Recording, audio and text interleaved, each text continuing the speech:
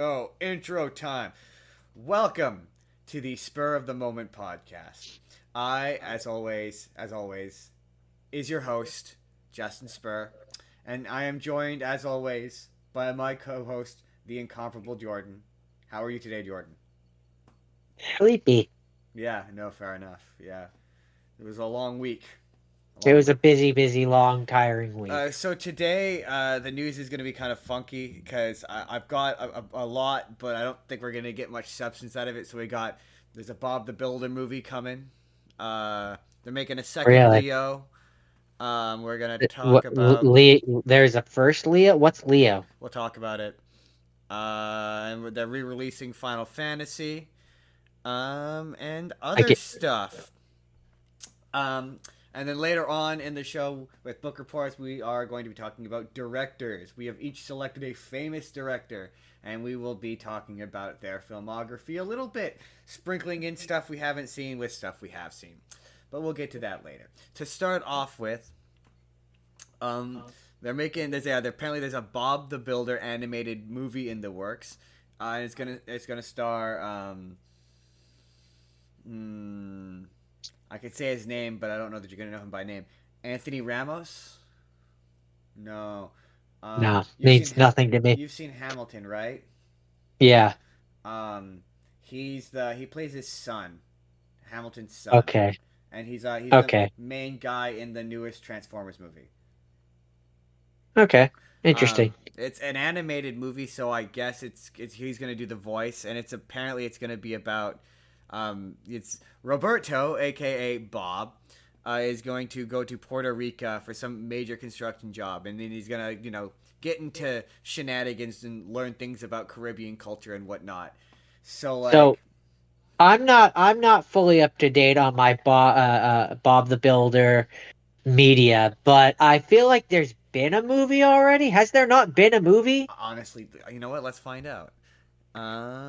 I think so. I think there has Like been. I feel like there has been a Like I Bob. Now just that you I said that. feel like there has been I don't know, maybe I'm crazy, maybe it was just like a short or something, but like an Yeah. hour long thing. According to this, yeah, yeah, there was. Wow, it does Okay. not look like Bob the Builder.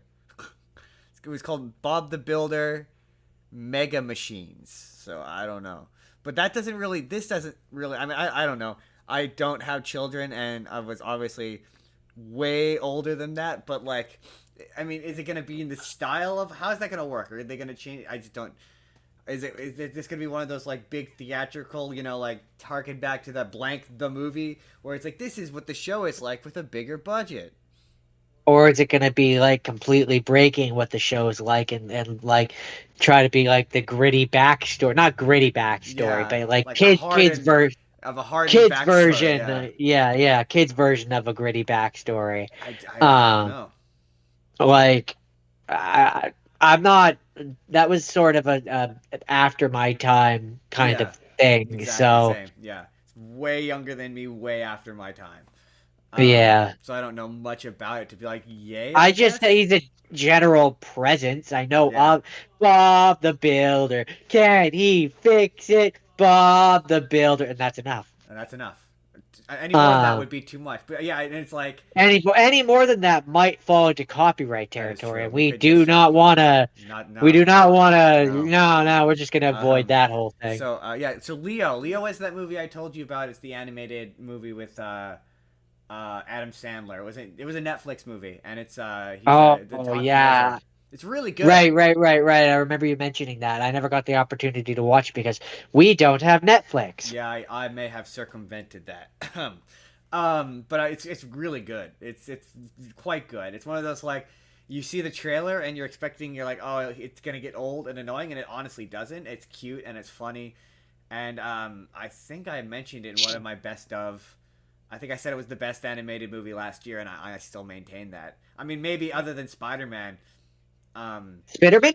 Dave Spinnerman. Spitterman? We're gonna talk about Oscars. Should I have lumped Oscar nominations? We'll talk about Oscar nominations closer to the Oscars because I disagree with some choices. There may be an Oscars special coming soon. But no, to hear that's getting a sequel, that's great. That was one of those movies I was like, give this a it needs a franchise. Like there should be I'm not a like shirt. there should be at least 3 of these. Oh yeah, apparently Matthew Vaughn he has given an update on Kingsman 3, which apparently is happening, which is exciting, and it's not. I think it's an actual sequel. I don't think it's a sequel. Oh no, it's because I had heard that they were doing a sequel to the Kingsman, The the King's prequel. man. The Yeah, the King's King's Man, man. where they fought Hitler. You remember at the end of the last one when Hitler walks out like he's a MCU style villain post credit scene. All I remember of that one was That was very good. forgettable to me. That All was a I good one. remember of that one was being like, this doesn't feel like the Kingsman that I fell in love with, and I didn't really like it as Yeah, a lot of much. people felt I love that movie. That movie was really good. But a Like lot of people felt that way. I really liked the first two Kingsmen, and it was like a parody of the spy stuff. Like it was really funny and fun, The general and then consensus that on it just wasn't. the general consensus on it was I like Kingsman 2, but a lot of people didn't like Kingsman 2. And a lot of people like better not as good as Kingsman 1, better than Kingsman 2, which I don't necessarily agree with. I quite like Kingsman I 2. mean, I do think the first one really nailed it on the Yeah, head, and like once you get past that him training to be a spy thing, and he's just a spy, it's like, well, the charm of the first movie was him learning to be the spy. That was exactly. kind of once you're past that hurdle, what do you do exactly? Um, He has to be competent at his job, or he would no longer be a spy. I don't know if though I'm kind of into the Kingsman fight Hitler, and it's like it's the Kingsman style action movie, but he's fighting Hitler. That sounds. But no, apparently yeah, they are making a third one. And I think he said that he has, um, yeah, he wants to get it done before the other guys get too old. But apparently he's got the beginning and the ending, and he's currently working out the middle.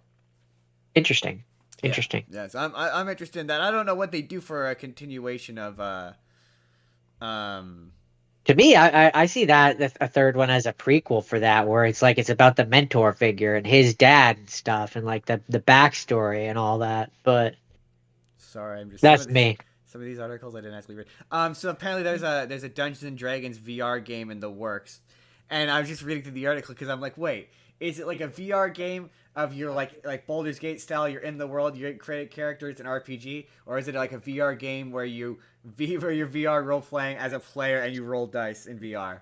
Because that's also in its that own kind of that way would kind that of would be be fun. fun. Yeah, To me, that would be the evolution of the like you can't go and play with your friends in person, yeah. and you don't want to do the video chat, so then you do the VR version I instead. do kind of think that I don't think anyone's ever done a simulation of like doing a game that's like it's a game in a game where it's like you're playing a player who's playing D&D. Because I'm not gonna lie, it'd be kind of fun to like build a meta party like in a like you Yeah, know what I mean, like have here's the yeah. guy who here's your if you're a Critical Role fan because I'm currently watching Critical Role. Here's your Orion, or here's your Tiberius. You know, like the guy who thinks he knows, and like you can swap out different archetypes Um, of a D&D player. I think that'd be kind of fun. I don't know why. I don't know why that uh, amuses me.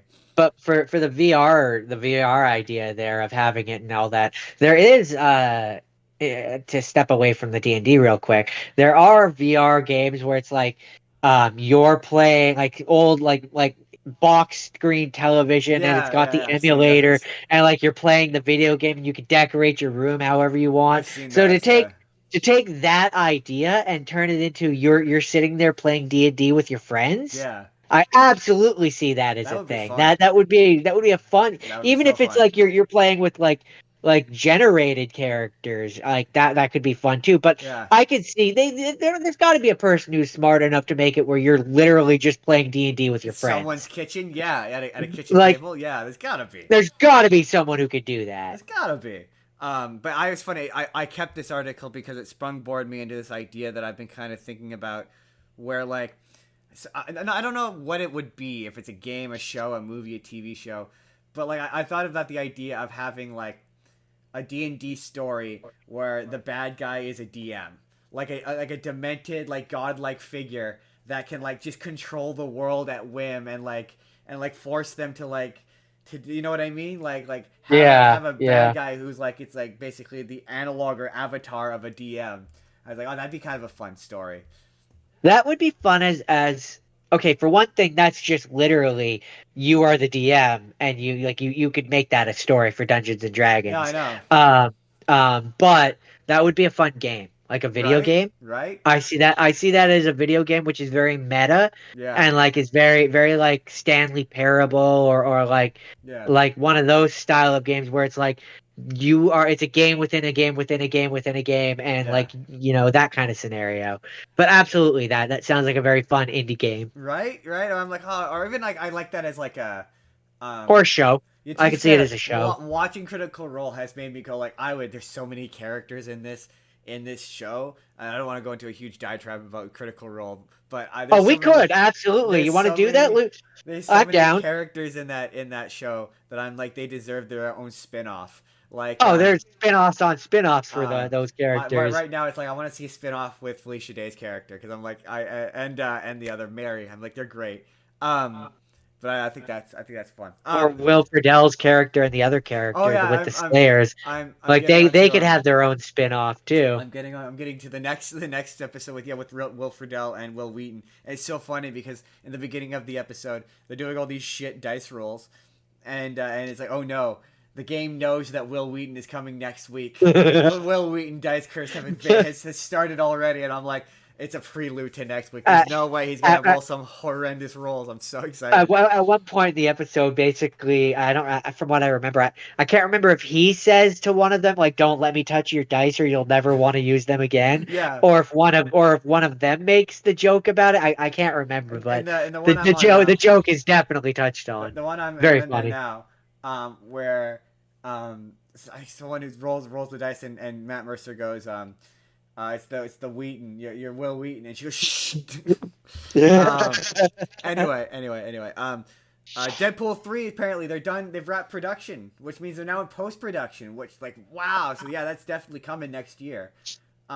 They really pushed that out, Well, eh? yeah, once the strike ended. Well, I mean, they were like mid production when the strike hit, so it was like it would have been out probably earlier. I think they had to push back, but I mean, Yeah. I've tried to avoid it's with the way leak culture is nowadays. It's so hard to avoid, but I've been trying so Uh, hard to avoid it.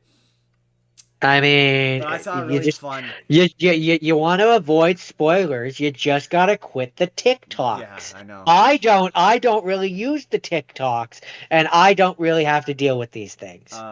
But there's a really fun. There is one fun one I saw where it's Wolverine and Deadpool are like walking along, and Deadpool jumps on his back and like wraps his arms around him, and Wolverine just shakes him off and tosses him to the side, continues walking on, and then Deadpool catches up, and I'm like, if that's the movie, like if that's the movie in a nutshell, in I'm down. in 1,000% in, and just yeah, I don't. I've tried to avoid it, but I've heard some stuff, and if like even a fraction of it's true, it's gonna be a wild fucking movie. Let me tell you. Like they were very much like take the toys Ev- and they let him play with the toys. e- Everything he wants to do.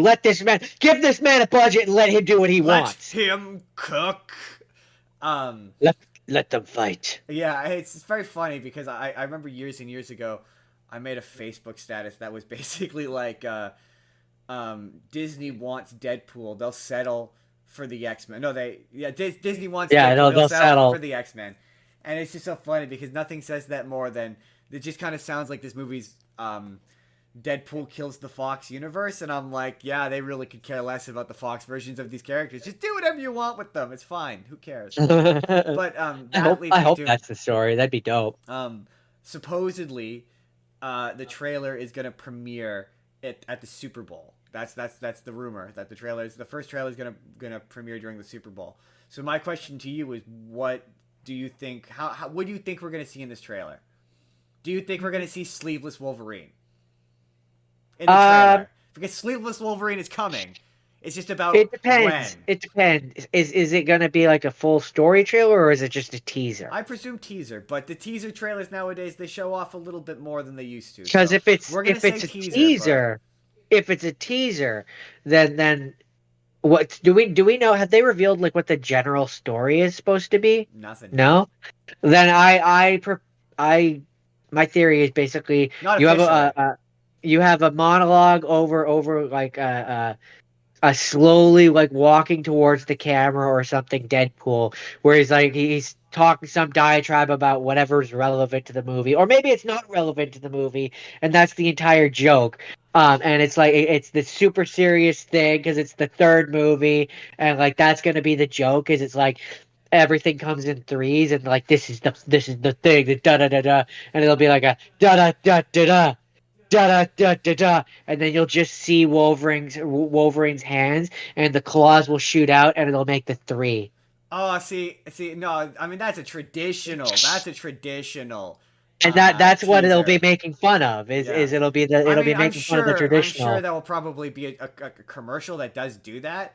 But I think for the first test, certainly we're definitely going to see Wolverine. Like, I think we're going to see Yeah, Wolverine in the full costume because there's been way too many leaks for them to shy away from that.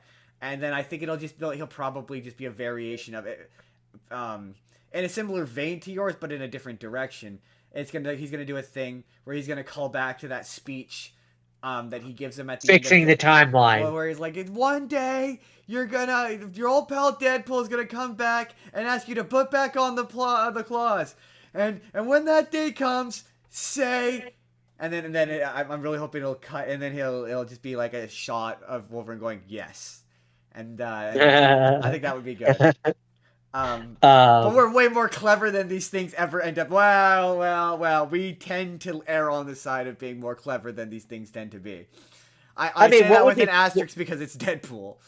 what would be funny is if all the teaser was you had Hugh Jackman just sitting in an office with his agent or whatever reading the script for Deadpool 3, and he's like, do I have to put the costume on? And Deadpool just walks into the office and he's like, put the suit on, Jackman, put the suit on. I mean, I'm sure there's gonna be a joke to that degree. I mean, it kind of seems like, based on at least one thing I saw, that without giving a ton away, that remember how Matt Pat to tie back to our talks about game theory. Remember how Matt Pat had that theory that he thinks that the X-Men 97 universe is going to connect to the MCU.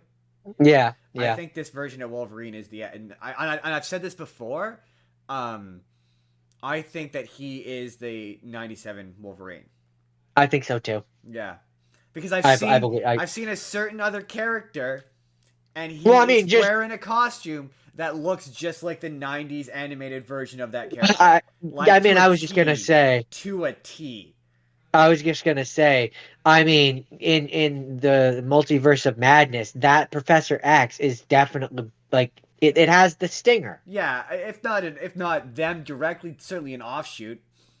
I just more mean like that is supposed to like That's that's bringing the idea that that character can exist somewhere in the multiverse, which then gives you the idea that the 97 cartoon could already be part of that exactly. multiverse. Yeah. So I certainly, if he's not the version from the 97 cartoon, he's a version of the 97 cartoon. Yeah, For like sure. it'll be an offshoot version For or sure, something. yeah. And And that'll be their way of being like he's a slight variant. That's why yeah. he has the full long sleeves. It doesn't Apparently, just have it cut off. one of the funnier leaks I saw, which isn't a spoiler because we all know it's coming, but there was a shot of I don't know if it was Hugh Jackman or Stunt Devil, and you briefly saw a sleeveless Wolverine. So it feels to me like sleeveless Wolverine is going to be a gag. It's going to be a thing where he's not going to Probably. have the sleeves, and Deadpool's going to be like, "Dude, that's not right," and then he'll be He'll sort of this. probably yeah. He'll probably walk out with the sleeves on, and Deadpool will be like, "That's not right." Walk up and just rip the sleeves I'm off. hoping, yeah. Also, I've seen some stuff with the mask, and it looks good. It does look good. Oh, I'm excited. Yeah, it's good. I'm excited, and I'm happy it's the only one. It's the only one coming out next year. There's That no gives it other. the There's no other the MCU movies coming out the next year. yeah, that gives it the light that it deserves. Exactly. The main Don't stage get me light. wrong. There's some spum coming. We got some spum, but Spum? the Sony Pictures. Oh, I can never remember what it is. Sony Pictures. Universal movies? Universe of Marvel movies. Universe of Marvel movies. Spum. So it's their non. Uh, It's like Venom, why? Madam Web. Why? But to me, Why? Madam Web, I'm almost tempted by because I've heard some interesting shit about it that I'm super curious about. And Venom 3, I will be there for Venom 3. I Oh, I mean, mean, I will be there for Venom 3. I, I like the Venom movies. I And I remember will watching the absolutely trailer. yo ho ho Craven. Ain't paying for that shit. Um, I remember watching the trailer for the Madam Web movie, and it just doesn't look It good. looks bad. It looks so bad. But Like it just I've heard some interesting doesn't do it rumors. for me. I've heard some rumors that like I'm gonna wait till it comes out, and if they some of them pan out and it sounds kind of intriguing, I might push for it, but I don't think I'm gonna. Craven amuses me because it's super ultra graphically violent just for the sake of it, for no real reason. And then Venom 3, obviously, yeah, I'm always interested in Venom 3. Yeah, Supposedly, it's gonna be um, I just don't know what you do for it when you've already done multiple times. Venom fights other symbiotes. yeah, Like, what is do he gonna you have to fight bring Toxin? in? But how do you do? Like you have to bring in something for him to fight, The which is rumor go with not a the symbiote. rumor goeth that it's a Venom versus Spider-Man movie. The rumor goeth. That's what the I rumor mean, is. I would be down for that if true. Um, but it's like at one point I'd heard that Andrew Garfield Spider-Man was supposed to he was gonna be in Madam Web, but then they've now cut him because they've decided that they're gonna go with Tom Holland. But it's so weird because like you hear all these rumors about Spider-Man 4, and it's like but every time you see an interview with Tom Holland, he's like doesn't seem remotely interested in coming back. So it's like everything seems to hinge on him, but there's no indication that he's signed on for anything, that he's coming back for anything. Everything I is just like mean, Spider-Man, Spider-Man, Spider-Man is the head, Spider-Man is the head, but without Tom Holland attached to the rest of the body, you know what I mean? Like it's not gonna work. yeah, I mean, see, in my opinion, if Sony wants to set up their own, for lack of a better term, Spider Verse, if you will, um, they just have your own Spider-Man. Yeah, Don't use Tom Holland. Don't. I mean, you could certainly use Andrew Garfield if he wants to come back and do it, but yeah, like, have a fresh person come in and have that be your version. yeah. Well, the And then the theory, and then the MCU can have the Tom Holland yeah, version, and you can have your own version and then that Tom you can Holland just doesn't have to do 1,000 different movies. yeah. Like that's what frustrates me about like this kind of stuff is like you guys have literally set up a multiverse. Yeah, You can have at this point you can have five different Spider-Man movies come out and have each of them be a different person and right. just say that they all exist in this multiverse. The the They're all singular stories. the implication is that well supposedly one of the many implications is of Madam Web is a fucking weird movie, but one of the characters in it, um Adam Scott, I don't know if you know him by name, No. he's supposedly playing Uncle Ben, and he's gonna be and he's gonna be the one that's gonna be like the first time he says with great power comes great responsibility, and the whole bit I think I've told you this before, it's about protecting baby Peter Parker, and at one point Yeah, that is not what the trailer makes it look like that's it's what about. at one point that's what Venom 3 was going to be about, was he was going to go looking for the Peter Parker in his universe, and it was going to turn out that the Peter Parker in his universe was a baby still, and and he was going to feel like weirdly fiercely wanted to protect that baby, and it was going to be like him versus Toxin while he's preventing him from killing Peter Parker as a baby. And then that the whole notion of that was going to be that Okay. that baby was going to be like grow up to be the Sony's version of Spider-Man.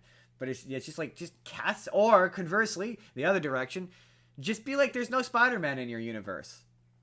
I mean, I think that they should have just made it so Andrew Garfield is, and so that he Well, I goes mean, to go and find yes, his version, and he finds out that his version of Spider-Man has been killing but I people, also don't mind. I don't mind the notion of yeah. and that gives the reason for why they're fighting. Then if you want, then for me it's like well, if you're gonna do a multiverse, you can just be it where it's like in the Sony universe there is no Spider-Man, and then that way you can just drop Tom Holland's Spider-Man into the Sony universe, and you can be like that way you can skip over all the Spider-Man Venom stuff, and that's the reason why they're fighting is he's an intruder, and you can skip all the personal history stuff.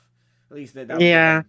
I don't But know. it's I just think they need to introduce their own version of I mean they're Spider-Man. probably gonna eventually do a version of Venom in the MCU. If I had to, so hard to know because it's like these guys have now been around for. This is where I'm like I said last week that the MCU needs to like etch a sketch because it's kind of like yeah a lot of these guys have been around for so long. It's like yeah you want to see more stuff with Spider-Man, but Tom Holland isn't gonna want to play Spider-Man for the rest of his life. So you eventually are gonna either have to recast or find an excuse for why he's a different person now.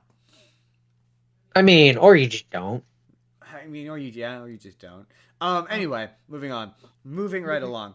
I have it in here in my list of news articles, but I didn't end up watching it, so I don't have anything to say about it really.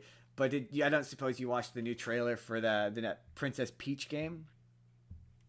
No, I didn't even know they were making a Princess Peach game. Yeah, I saw the first trailer for it. It looks kind of neat. It looks like it's a fairly basic. It's not just like their last Peach game where they were like you play as a woman with emotions and that gives her superpowers. No, now it's like she's got different. I only watched the one trailer and it's very brief, and I don't really remember it. But it was something.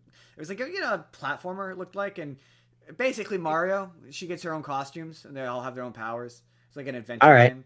It looks cute and cool. fun, and it's for the Switch. And if I had a Switch, and it were free, I'd play it. I'm not gonna pay money for it, but it looks cute. I meant to watch the trailer for it. My next thing is Advent Children. Advent Children Complete, which is the director's cut of Advent Children, is coming back to theaters next month. Oh, And I don't know if neat. it's coming to theaters in Canada or not, where we live. Would you watch it again in theaters if it were at a convenient time Yeah, and it probably. I were like cheap? that. I like that I movie. know it's one of those ones I would love to see it on the big screen. I feel like the big screen would do it a service. Um, yeah, It's I been a mean, yeah. while since I've seen it. If it's a reasonable price, like I don't want to pay like $50 to go watch it, No, but if but it's like $5, with the magic of Cine Club, I feel like we can make it a very achievable goal. yes, Hashtag this isn't a sponsor, but hashtag it totally would it be. could be. It could be with the correct email. We can talk about the email address at the end of the show. Don't you worry about it. But yeah, I would. I put it in here because I was like, yeah, I'm curious as to if there's been a few times. My problem with these Fathom events is they're always on like a Wednesday or a Thursday at like 7 o'clock, and it's like, oh, I At don't the know, worst time. it's the worst time. But I would watch that on the big screen. Oh I'd yeah, watch a I'd watch most movies on the big screen just for the novelty of them being on the big screen. yeah. Because I like watching movies on the big screen. It changes it for you. Like the first time I saw one of my favorite It movies of all forces you to time. focus a lot Oh more. yeah, I mean, I saw the first time I saw I think it was the first time you saw Battle Royale was on the big screen, and Yeah, that really yeah. changed it for you. The first time I saw The Big Lebowski, my friend kept saying you need to watch The Big Lebowski, and they were showing it at one of those like digital movie festivals, which I love, and I have missed for quite a number of years, but I always I say I want to go mean, back. It was like I'm five never gonna bucks. forget. I'm never gonna forget when uh, us and our two mutual friends went and watched Back to the Future, the trilogy, The day it was uh, on before. on on the big screen, and Yeah, it was our one friend's first time yeah, watching and it Back was to the on Future. the day that Marty McFly went to the future. Yeah, Yeah, yeah. but And I just remember afterwards him going like, "Yeah, that was my first time watching that," and us going like, that's why we went to it. Was Yeah, that it was why? I thought it was just because specifically we like Back to the no, it Future. was specifically because they hadn't seen any of them, and we're like, what? You haven't? And then that kind of sort of started a quest of being like making that person watch movies they hadn't seen. And he was Which like he was not a which movie funny person. They were not a movie funny person. eventually turned into this, Yeah. making the internet experience things they might not have seen. Yeah. I mean, it always evolves to There's that. I there's love, a I, through line. on as a quick aside, I got a comment on one of our shorts where a person was like, oh, I never heard of this movie, and that's kind of on a THX 1138. I was like, oh, that's a nice feeling to like introduce like people to stuff that they Which weren't. movie was that for? That was the last week's. The THX was the George Lucas's Oh, first movie. interesting. Did you watch moving right along? Did you watch the trailer for the Netflix Airbender live action show? I watched a little bit of it, and it just made me angry's not the right word, but I don't know why it has to It's exist. funny because you're like the one person who hates it. Like everyone else is so stoked on it, and I went. This is giving me real Shyamalan vibes. I don't get it. It's like I don't get it.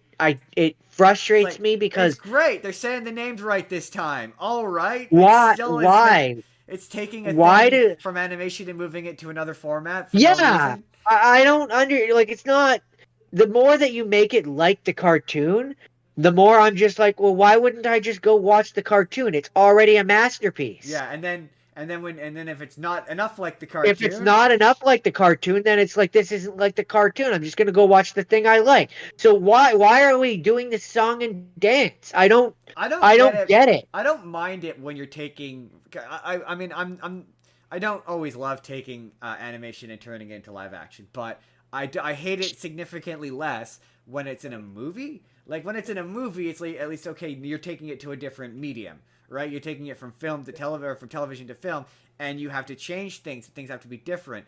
But this is a show, so it's just like, so what is it gonna be? A 20-minute recreation of the pilot? And then, you know what I mean? And then each And then episode's the each of same? the Or episodes, is it or going to like, be or is different? it gonna, yeah, or is it gonna be like one of those movies where it's like it answers or it does it like it answers questions that nobody asks, or it does scenes differently where Or, nobody wants them to. Like, it's not gonna be that animated show, and that animated show, I don't want to use the word perfect, but it's already a yeah. masterpiece. My thing Like, is, like, it's this is there's no way for me it's the equivalent of like when you had Will Smith have to do the impossible task of following up Robin Williams' performance of the genie yeah, with his own genie. Sure, maybe it'll be good. It might even be enjoyable, but it's never going to be the Robin Williams version of the genie. You're yeah. not going to reach that same level of what made it And the thing is, special. it's a Netflix show. So a Netflix show, knowing my instincts on Netflix shows, is it's gonna take probably the long version of the first season and condense it down to like 6 episodes and just skip a bunch of shit. Right? Yeah, That's probably. probably what it's gonna be. It's gonna be like, oh, we're just gonna skip to the big cool moments so we can do the special effects shots that look cool. And it's like, yeah, the bending looks cool. Oh, and they got fire bending right. Look at that. It's like, I Did they guess. did they get earthbending right, or does it still take 6 or 7 guys to do a funny dance and move one solid rock like it did in the M. Night I Shyamalan have no movie? idea. I couldn't. I only watched the one trailer because I don't Yeah, have no, Netflix, and I'm not going to seek this out. So I couldn't. maybe if I had Netflix, I'd give it a shot. But I just I don't watched have it for like Netflix. because I like on TikTok someone had it where like basically they had their live action trailer on the top and they had the actual animation on the bottom, and it was like a basically recreate like Yeah, the trailer but the say like, and I watched like a few seconds of it before I just yeah I was like, why? yeah, Like, why? I'm far more excited for the ones where it's like they've got the cartoon versions and it's them older, and like you yeah. get the continuation of That's their coming. story. That's coming. Like, I'm far more excited for that than I am for this, because this exasperates me Yeah. and just makes me just It's like the Disney things. Yes, you're right. It's like the Disney things where it's like, uh, oh, we're just doing the same thing again, but worse. It's like, oh, like you're yeah, here. Like for me, when I hear lines I've already heard, unless it's like one of those YouTube videos where the intent is to do it differently. Like there's a guy I really like. I follow him on TikTok, where he does speeches from other things, and he's got a British accent, and he does it in like a deep British accent, and he adds something to it, and he does it differently. And it's like, unless it's one of those, if I hear lines that are basically the same but different, it makes me cringe. I was like, oh, yeah, it doesn't sound like it like doesn't sound right. the best example of it is that, yeah, is the Lion King. Like that's just like that movie is all that, where it's like Yeah. it's just saying the original lines again, but it doesn't sound right. And I don't know, maybe that's just an us thing. It could just be an us thing. Maybe. All I know is that I just I don't get it. my animation teacher back when I was in college once said, um, the point of animation is to do stuff that you can't do in live action. Yeah, If you can do it in live act, because animation, traditional it's animation, very was expensive. very Yeah, expensive. So if you could do a thing in live that you action, could do in then yeah, why would you waste the money to animate it? yeah, exactly. So like for this. I guess that's what's supposed to make it special is that they can now do stuff that they couldn't do Yeah, in live pretty much. action. Yeah. But it just doesn't do it See, for for me, me. I take it even more basically than that, and I feel this way about all remakes across the board, all of them, where I'm like, I go to the artistry of it, where it's like, why retell a story people have heard unless you're going to tell it a different way? Like I like Yeah. adaptations, I do, and I like adaptations when they're different. And yes, I do understand there is a certain I do enjoy the occasional thing I recognize, right? That Deadpool, we just talked about how Deadpool, I'm excited for that because it's thing I recognize. But like they're at least taking thing I recognize and doing something quasi creative with it. You know what I mean? Like just Yeah. doing the thing I've already seen. I've already seen it. What's the point? Yeah. I don't get it, man. Speaking of no, what's the point? In that vein, apparently they're making a new Jurassic Park movie. Apparently, they're making another one, even though the last one was supposedly supposed to be the Is it a continuation of the story or is it like a fresh slate? all it says is it's just a new Jurassic World movie is in the works. I think Oh, it is Jurassic World. Okay. I had read that the cast was coming back, or at least some of the original cast, like the original cast was coming back. But I don't know. I don't know this. This is coming If I soon. was Net. them, Their articles are kind of vague. I would do like 10, 15 years later, a completely different cast and like show the fallout of this world that now Yes, has dinosaurs. but But also, that's just kind of a continuation of the last one yeah, though. I don't. I So mean, I don't want. Well, you saw the last one. Yeah, you did. Yeah, right. Where it yeah. was just mosquitoes or locusts. There was no dinosaurs in Yeah, it. yeah. It was It was the awful. locusts that were the problems. Yeah, it was Yeah, yeah, yeah. awful. It was so bad. And it was like they got the original cast back for nothing, and it was like, oh man, if they really all the promos really wanted you to be like, this is the Avengers for Jurassic Park, and it just and yeah, when Dr. Grant and Ellie Ellie. Sattler, yeah, they are there. It's great and it's fun, and I was like, I wish the movie was all this, but every time it cuts back to Chris Pratt, I wanted to die. Um, I mean, I wanted more. Like, I like the I'm scene like, leave well enough Chris alone. Pratt, and Dr. Statler and them all come That together, is fun. and I will it's admit. like all of them together. Yeah. It's just the fact that it spends so much of the movie where it's like it's basically telling two Yeah, movies: it's the two movie of movies. Chris Pratt's character and the movie of the Dr. Statler and their side of things, and it doesn't really, for me, become not interesting per se, but it cohesive Yeah, until they come together. And to yeah. me, like if you wanted to have the separate things, maybe what you should have done is built up to this and had it be like where the one movie was about the Chris Pratt stuff, Hmm. the next movie was about the Dr. Statler stuff, and then the final one is the one that brings them together and Agreed. have the Yeah. entire movie be them together. Quite But, honestly, what I you know, want, quite honestly, what I want, out of this Jurassic Park movie, I want a reboot. I want him to start from scratch and do a new adaptation of Jurassic Park. eh, And oh god, we've lost Jordan. We're losing Jordan. Um, what I want from sorry. from this Jurassic Park movie is I would like for them to do a reboot, cold reboot, and do what if instead of like what the original. I love the original. Don't get me wrong, I do, I truly do. But that one was what if you tried to make Jurassic Park in the '90s, right?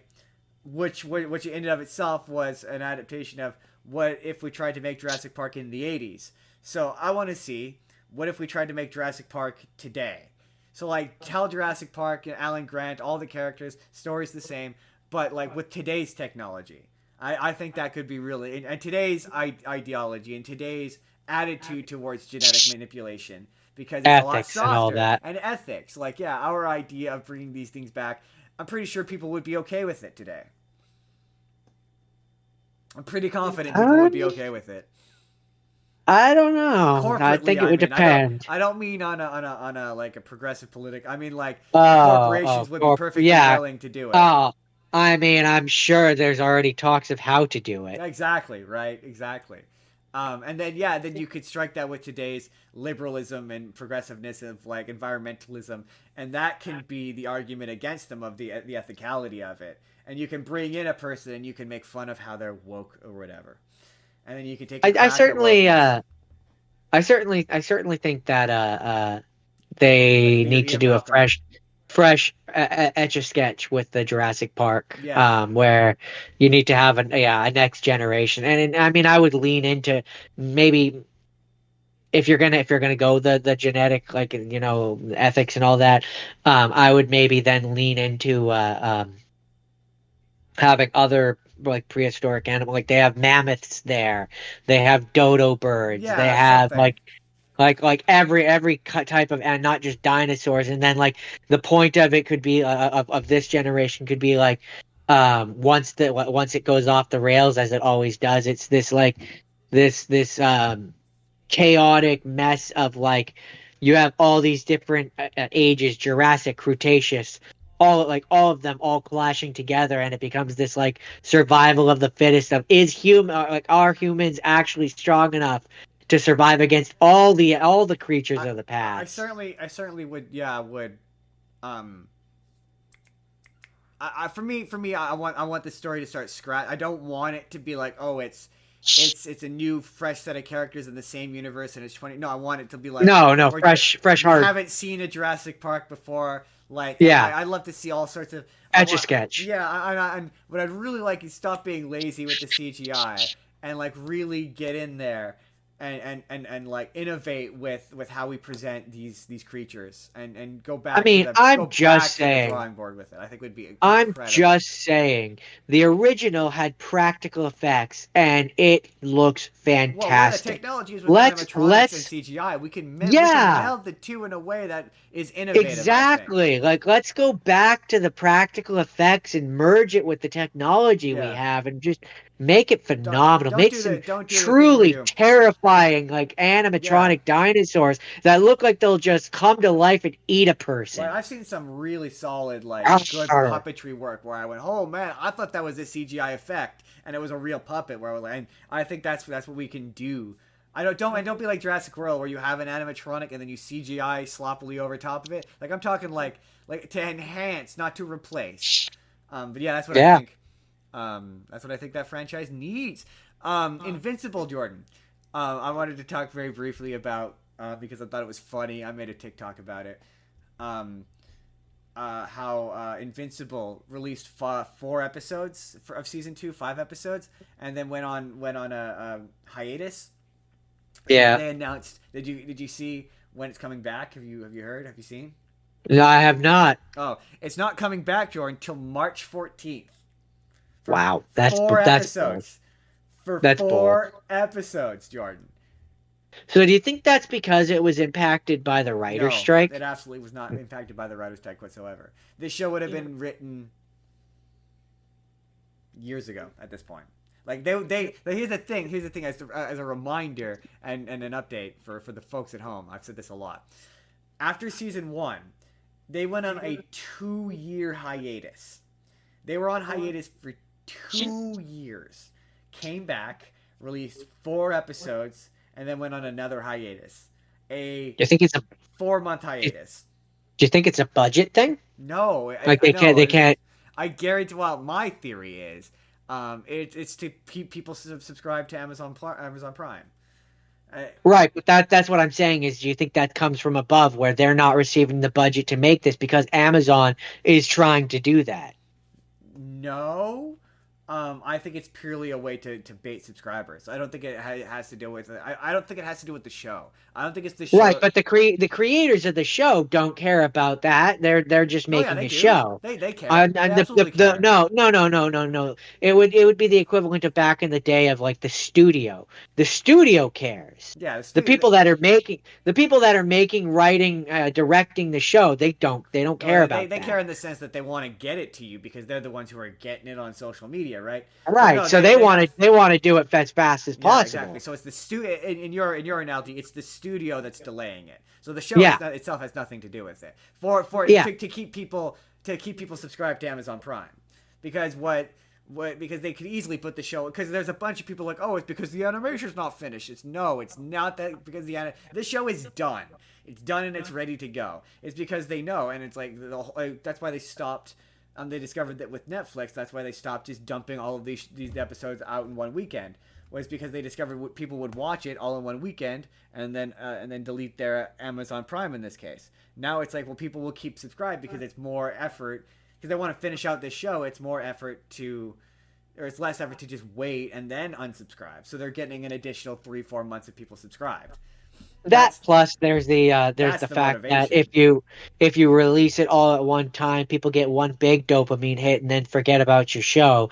Whereas if you release it over time, you get a series of concentrated dopamine Yep. hits, which make you remember the show more, grow more fondness for it, and Yes. watch It's more. called appointment television, and that's what made cable television so successful and last for so long because people would tune in and they realized that when they tried to put them all out at once, and then just what would happen is people would watch it all in one weekend or get one of those 30-day trial cards, watch it all in one weekend, and then unsubscribe, and then do the same thing, and they would just wait for Mm. it all to be out.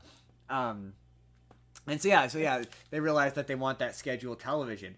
But then once they gave people the option to not do that, they were like, "Well, I'm not gonna show up week to week anymore. Why would I do that?" It's why like disproportionately shows do better on streaming now than they do on cable. It's because people just wait for it all to come out and watch it all in one go. Um, oh yes, I pulled this up. Um, sorry. Oh, this article is long winded. Where the heck? Sorry, they announced when Miss the Marvels is coming to Disney Plus, and I was gonna be like, you should watch it maybe. I mean, I probably was gonna watch it. February 7th is coming to Disney Plus, so when it does, be prepared to watch it because I'd like to talk about it. Just That's fair. I was probably gonna watch that one anyway. yeah, I know, Sam. It's on my list. Um. Oh yeah, here's When a funny bit of news. when I was trying to find ones that I hadn't seen from 2023 for that episode, that was one that I wanted to watch because I hadn't seen Yeah, that one, and it that just well, it wasn't available at the time. that and for me, Aquaman, I'm gonna seek out. I'm gonna watch. Um, that I'm thinking just as an alert for the future, maybe a future episode of what we missed last year. That we might do that as an episode. So there's this funny. So um, it just shows like how the internet reactionary culture hasn't caught up to certain creators' sensibilities. That'll make sense in a second. The Ruby Sunday, the girl who plays Ruby Sunday, she's it's been announced she's leaving at the end of the next series of Doctor Who, and they're Yeah, I replacing her heard with that. another. Yeah, and everyone was like, this drama of why did she get fired? What did she do on set? Who did she upset? And I mean, the thing is that about that is that there have been characters in Doctor Who that don't last that long. Like it's that's what not I was just gonna new. say. I was just gonna say everyone on the internet's like freaking out about it, and my instinct as a person who remembers back in the day, yeah, he didn't have companions stick around. So that tells me that the theory is that she's somebody big. Remember how we had I had the theory that she's related to someone big. I think she is related to someone big, and I think her story will conclude at the end of the series and she won't come back, or she'll come back in a guest starring capacity and it'll be like a Martha Jones or a Rose Tyler where she shows up again for it's Russell T Davies. He boots out and he had his built-in homebound TARDIS team, right? And Yeah, I think that is probably coming back. probably. I mean, it wouldn't surprise me if he was just she'll just and I mean, the thing is that people forget that there have been companions where it's like they left at the end of a series or whatever, and then like were gone for like half a series and then came back halfway through the next series. So it's Exactly. like, for all we know, she'll be gone for 5 episodes and then come back. Exactly. It's so hard to predict with Doctor Who. You take everything at face value. Don't take everything at face value, rather. Pretty much. And then lastly, they have finished. Apparently, I didn't even know it had started, but apparently they finished shooting Mortal Kombat 2. And I'd read a while Oh, back. the movie? Yeah, Oh, I'm interesting. Did I excited. I'm see that one? excited. Oh yeah, we watched it one day when the power went out, and Right, we right, had right, right. partaken in substances. Mo Mortal Kombat. Mortal Kombat. We were watching it in my room. Yeah, Yeah, yeah. yeah. I remember that now. Yeah. I like that movie. It's funny because if Jake were watching, he would say how much he hated that movie. And I when I seem to guest starred remember on it, enjoying that one. I did too. I love that movie. I thought that movie was great. But yeah, he when I was on his podcast, the Arate podcast, um, yeah, we talked about how he hated that movie, and I liked it. And there was a lot of people who hated it because they don't do a Mortal Kombat, but like I like, and this is gonna sound really bad, but I like it when movies are cartoonishly violent just for the sake of it and for no rhyme or reason. So like one of my favorite movies is The Immortals. It's one of the bloodiest movies I've ever seen, and it's just senseless, and the story just serves to be bloody. And as a representation of the game, I'm like, yeah, it's pretty much got it. And I thought the fighting was good. I thought it was a little strange that the main guy wasn't just Johnny Cage. Like it was weird that they created a new character who basically had the same story as Johnny Cage. It's like, why isn't he just Johnny Cage? But Johnny Cage is in the next one, and he's played by Carl Urban, which I thought was interesting. Cool. Yeah, Cool. That'll yeah, be fun. yeah. Sounds fun. And yeah, maybe they'll actually do a Mortal Kombat in this one. Mortal Um, Kombat. Do, do, do, do, do, do, but do. yeah. That's it. That's it for the news. I had one thing that I heard about shortly before the stream. For those, I haven't corroborated this, so this is just something that I saw on TikTok that I thought was interesting, and this was an excuse to talk about it. Um, oh God, this thing doesn't want to stay up today. Um, so for those who live in Canada, apparently, over the past like couple months or something, there's been big sections of the Toys R Us store where the shelves have been like going empty, and they've been putting up signs that something's coming soon and stuff like that. And so you might remember a little store called HMV. Oh yeah, Apparently, it's going to now exist in Toys R Us. really Yeah. fascinating. Interesting. That's all that I read. I don't know any of the details. I don't know like if that's I haven't corroborated I it, but mean, if it's that anything was like something that Zellers popped in the up. Bay, it's That's kind of what it's being attributed to, yeah, where it's like that's not great. At least if it's anything like the Zellers in our Bay, it's not very good. a store in a store kind Yeah, of thing. But it's I, half-assed. I I'm curious about because it was a music store, but CDs aren't really a thing anymore. So Uh, is it just going to be like a vinyl section? um, I mean, Keeping in mind that it's in Toys R Us. HMV was a CD. They did sell CDs and records, but they also sold uh, gimmicky merchandise and DVDs and Blu-rays and posters and T-shirts and shit like that. So I don't know. And that was a store that when it disappeared, I was like, yeah, that makes sense. Um, I missed it because of the like it had the geeky section with the geeky stuff, and I bought stuff from there a few yeah, times. One of our things on the wall, the Doctor Who thing, is from there. true. Yeah, that's true. Yeah, Um, I used to go in there for DVDs. that too. They have really good sales on They DVDs. had great last minute gifts when I needed to buy stuff for Yeah, you. or CDs. I bought a couple CDs from them as well back in the day. I missed when it got, but that I thought was interesting, and I wanted Yeah. to mention that. So moving right along. Moving right along. Um, Good da da da da um, da da da da da. we're moving right into the sponsorship section of the show. This is the section of the show where if you want to sponsor us, you're more than welcome to. We can talk about how you can do that at the end of the show. Don't you worry. But in the meantime, this podcast is brought to you by the Arete Podcast Network and aretemedia.org. That's ARETE media.org. That is our network. You can go check them out. There's all sorts of podcasts. There's a Broadway podcast. There's a wrestling podcast. There's another pop culture podcast, Toon Talk 2.0. There's one podcast that talks about Goosebumps. There's all sorts of stuff. And if you're looking to start your own podcast, they can absolutely help you out with that. You can contact them there. Tell them we sent you, and they can get you started with that. We can get you started with that. We can get you talking about stuff on the internet. It's super fun. That's aretemedia.org. And with that, there is no prologue today, Jordan. We're just gonna jump right on into who is your director, and let's talk about their filmography. So my director is Robert Zemeckis. Bobby He's Zemeckis. He's, got a few things under his belt. You might have heard of him. So before we Um, get into the individual movies themselves, let's talk real quick about, does Robert Zemeckis have a particular style? Would you say, like when you watch his movies, are you like, that's a I Bobby Zemeckis film? I I'm bad at noticing those kind of things unless they're really on the nose. Like distinct? Um, but not really. I don't see one. Like, would you say that the movies you're about to tell us about, would you say that they're different from one another, like decidedly different, distinctively different? Like, had you not known that they were all directed by this guy, would you know? Because funny enough, when you said to me yesterday that he had directed the Pinocchio movie, which I had to watch a couple weeks ago, um, I had no idea that was a Robert Zemeckis film. No clue.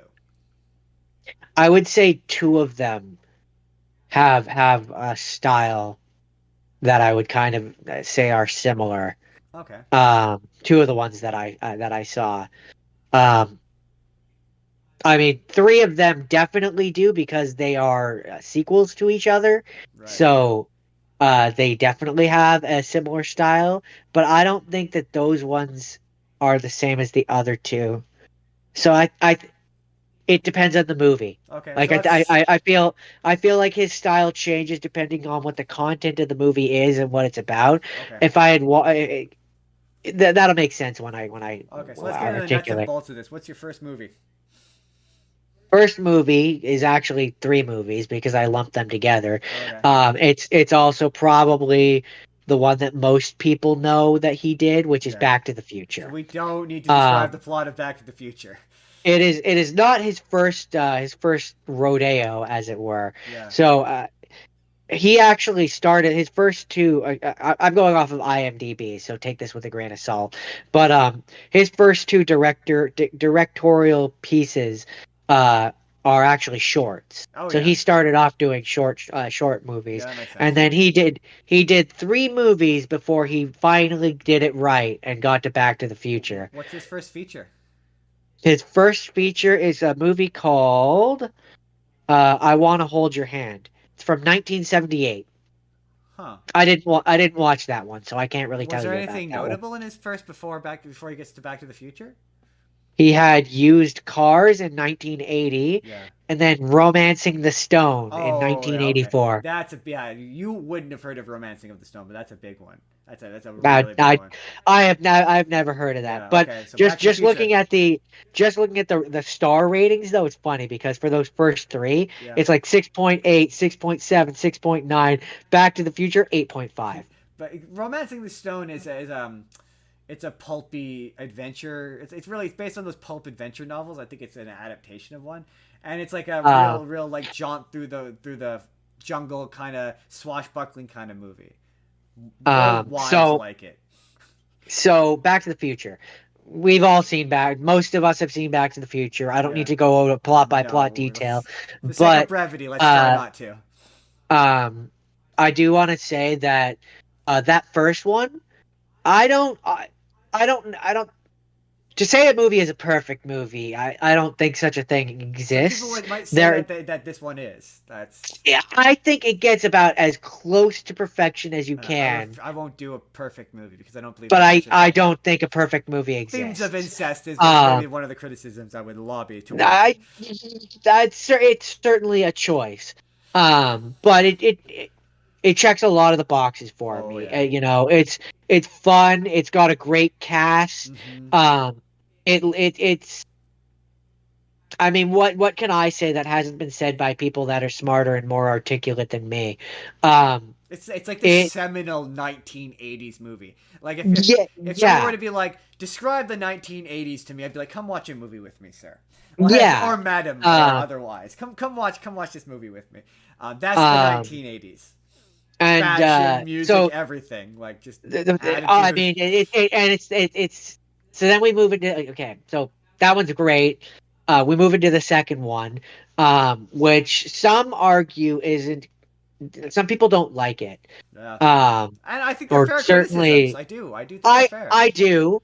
I think that their interpretation of 2015 is Yeah, hilarious. in retrospect, Um, yes, yes, it is. as it like their style, a lot of the style of the clothing that you see are definitely an 80s person, For like an sure. 80s idea of what that time would And I be. think just Um, for me anyway, I like the second one more because I mean it goes to the future. It was called Back to the Future, and it was like, yeah, going we went to the past, and that's also why I don't like, and a lot of people don't. I mean, I didn't mind it as a kid, and growing up, it was always kind of like, yeah, seeing it something the same but from a different perspective. Sort of eventually I grew to interest me, but like, yeah, it is just a rehash of the first one. So like the second half of it definitely at is. face I get it, I really do. But yeah, I'm always more interested when they're going to the future rather than the past. Um, I have to take some The water second here. one, okay, for me in terms of order, it goes by their release order. I like the first one more. I like the second one, the second best, and I the third one, I don't mind it, but it's not my favorite. It's just, yeah, But it's the not my second favorite. one, the thing that I like about the second one that makes it better for me than the third, which maybe that's a controversial opinion, is the fact that I mean, you've got it introduces the idea of them going to the future, so you get to see that. That's Yeah, different. That's new. That's new. That's exactly. unique.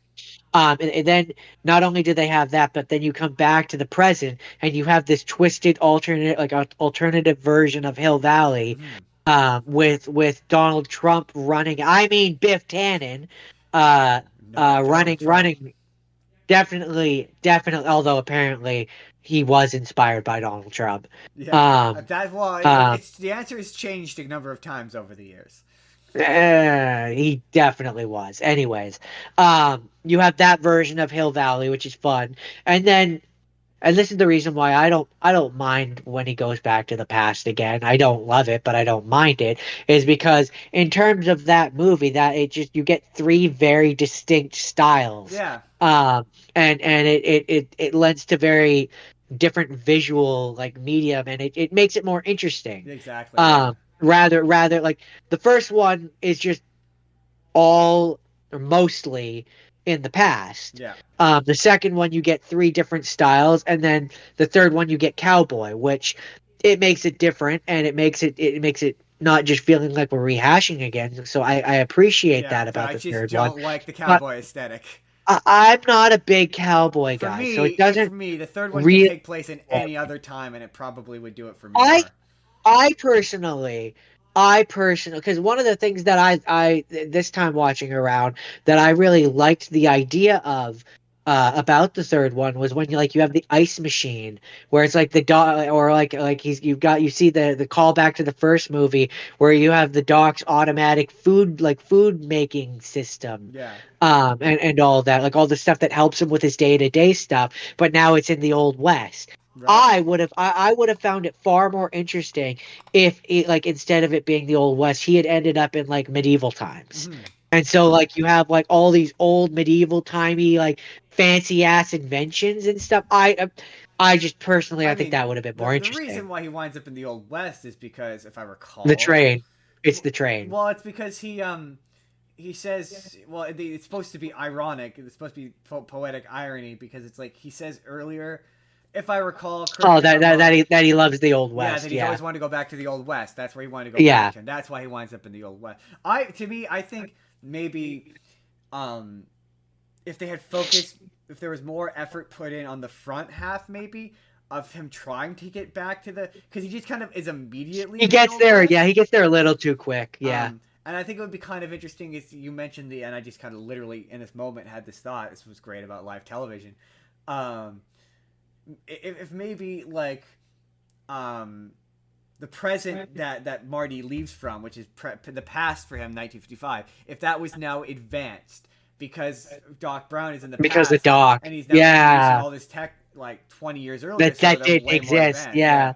and now it's like almost a dystopia, almost a future dystopia, and it's a little harder for him to go back, and then that way it's at least different.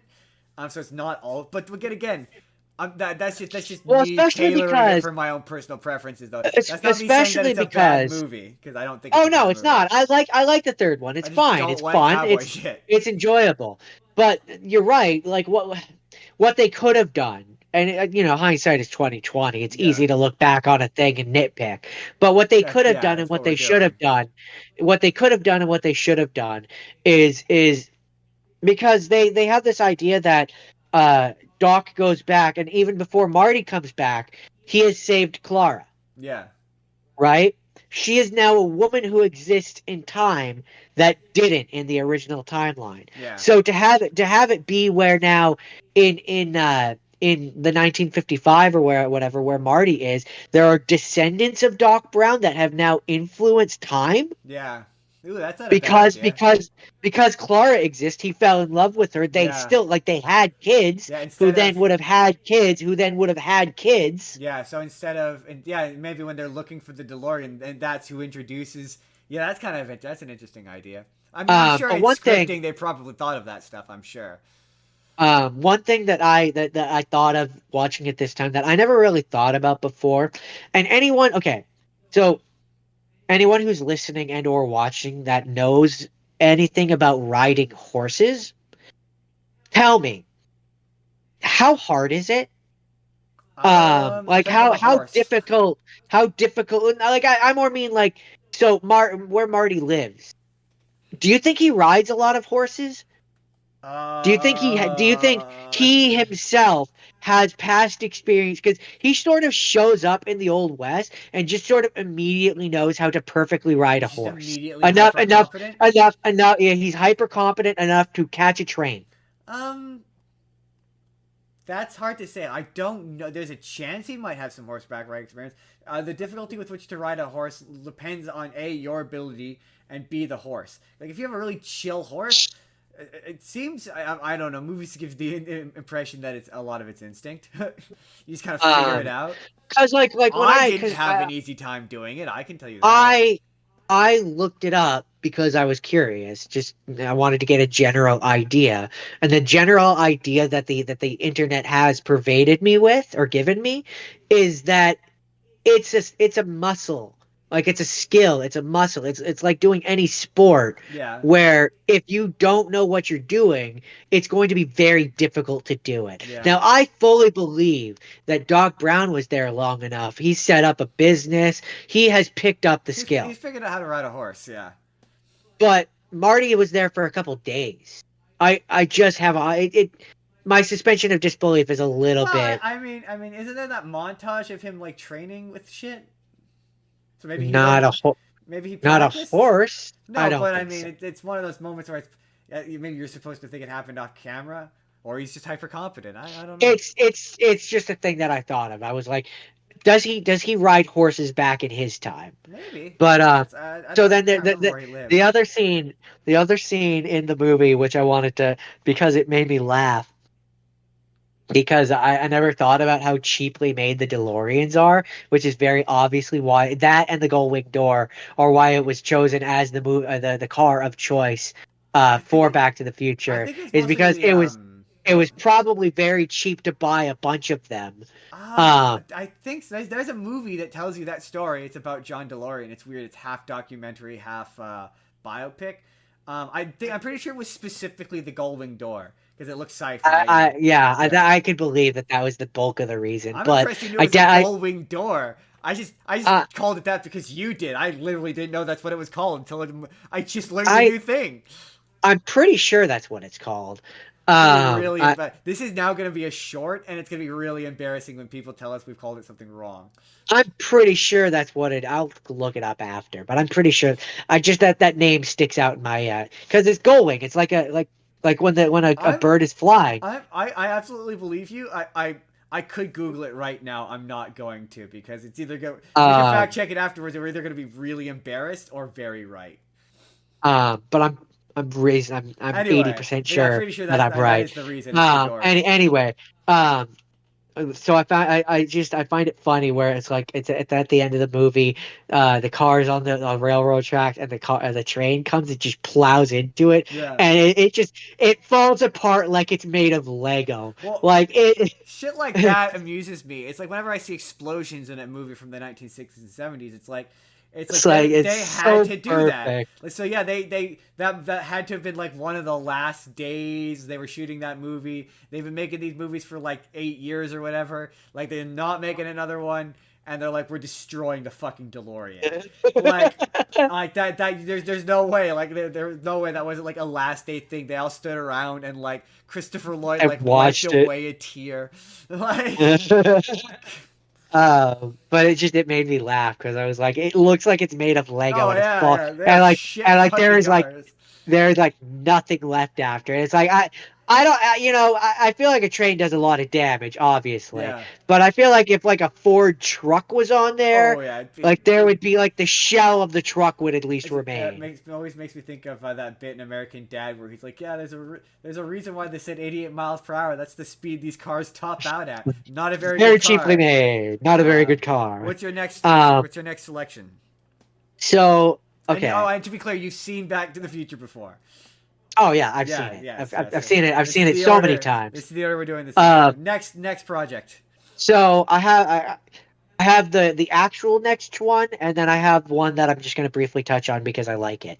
Uh, so the one that I'm going to briefly touch on is Who Framed Roger Rabbit. Oh, I love Um, that movie. because I love that I movie. love that movie.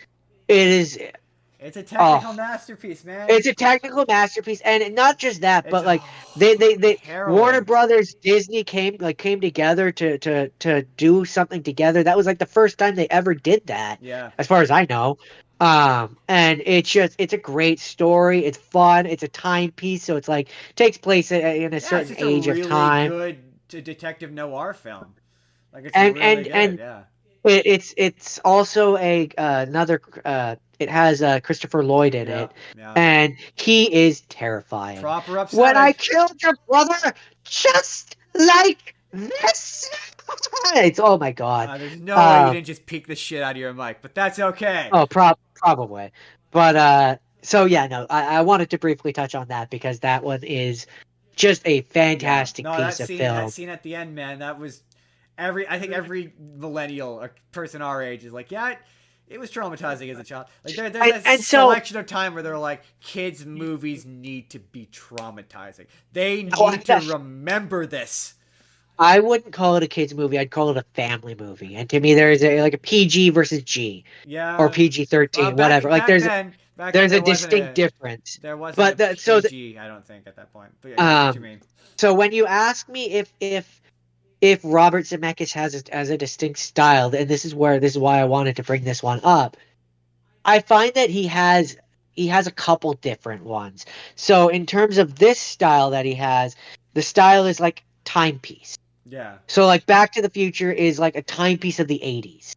Yeah. This is a timepiece of like the 30s or But the the thing is, 40s or whatever. I agree with you about Back to the Future, but not in that it's a timepiece of the '80s, because at the time you have to remember these of their time, and the '80s stuff at the time is contemporary, right? But you're right about it being a timepiece in the sense that it is a timepiece and a remembrance of the 1950s. That's what I would say. So I think you're correct in your assessment. Just I think your time frame is incorrect. But so that's definitely what I would say like one of his, at least from the movies that That's I've interesting. I could see watched. why you would say that. Um or like even like when you look at like and I didn't watch these ones, but I've seen them kind of enough that I can Yeah. loosely bring them up. When you look at like his Christmas Carol, for example, or even Polar Express, those are timepieces from for Christmas Carol. I Hmm. mean, for the time that the story takes place, Exactly. and for Polar Express, for the day, like for the time when it came out, it is a See, timepiece for that time. I do see what you mean, but also those animated ones, I would argue. I mean, you could say that's a genre of the animated ones, but I would say it's a subgenre. He has this subgenre of weird, uncanny valley animated movies. Yeah. He does. He was trying to progress things in that way that Yeah, he for it's a choice. it's funny that you mentioned. I mean, that's sort of jumping ahead. But it's funny that you mentioned when you said earlier the idea of why do a thing in live action or in animation that you can do in live action. Those Yeah, movies are just that idea of like yeah. why did he do these movies in animation? They could be in live action. There's no reason They for that. in terms of A Christmas Carol, it has been in live Yeah, action. yeah. Although that one was a bit different because they do get a bit weird towards the end of it, where it's Yeah, like, okay, that's yeah. true. But But sorry, next one. my next one that I've seen, um, is Forrest Gump. Forrest Gump. I love Forrest Gump. It's a classic. It it is. What can I say about it? It's just Um, such a well-made movie. it's The really performances are solid. good. I It see. We can gush. See, it's really funny for those. I always go back to top 100, top 100 the movie on YouTube right now. You can YouTube it after you watch this podcast. Um, but in that one, I said I love that movie, and I laugh where I feel like I'm supposed to laugh. yeah. I think a lot of the special effects of Put implementing. putting Tom Hanks into Yeah. scenes that he wasn't Also, in. we're not going to recap Forrest Gump. I feel we don't need to do that. That's not Eh, obscure. I think it's a going classic. forward, let's just not recap the ones that are classics. Only the really obscure ones, which I we'll mean, get into. the only thing is like if I think you haven't seen it, or if there's a specific scene that I want to talk Yeah, about, and yeah, it needs a little bit of exactly. context or a little bit of building up. Because and this is how the sausages made stuff. Um, I could feel both of us drooping when we were describing the plots of these movies to each other. So if we're drooping, the audience is drooping. So for the sake of brevity, um, but tag back Forrest in Gump, Forrest Gump. Forrest Gump. Yeah, the technology of blending Tom Hanks in with some of the, and it's really fun. That's another one where it's fun to go and um,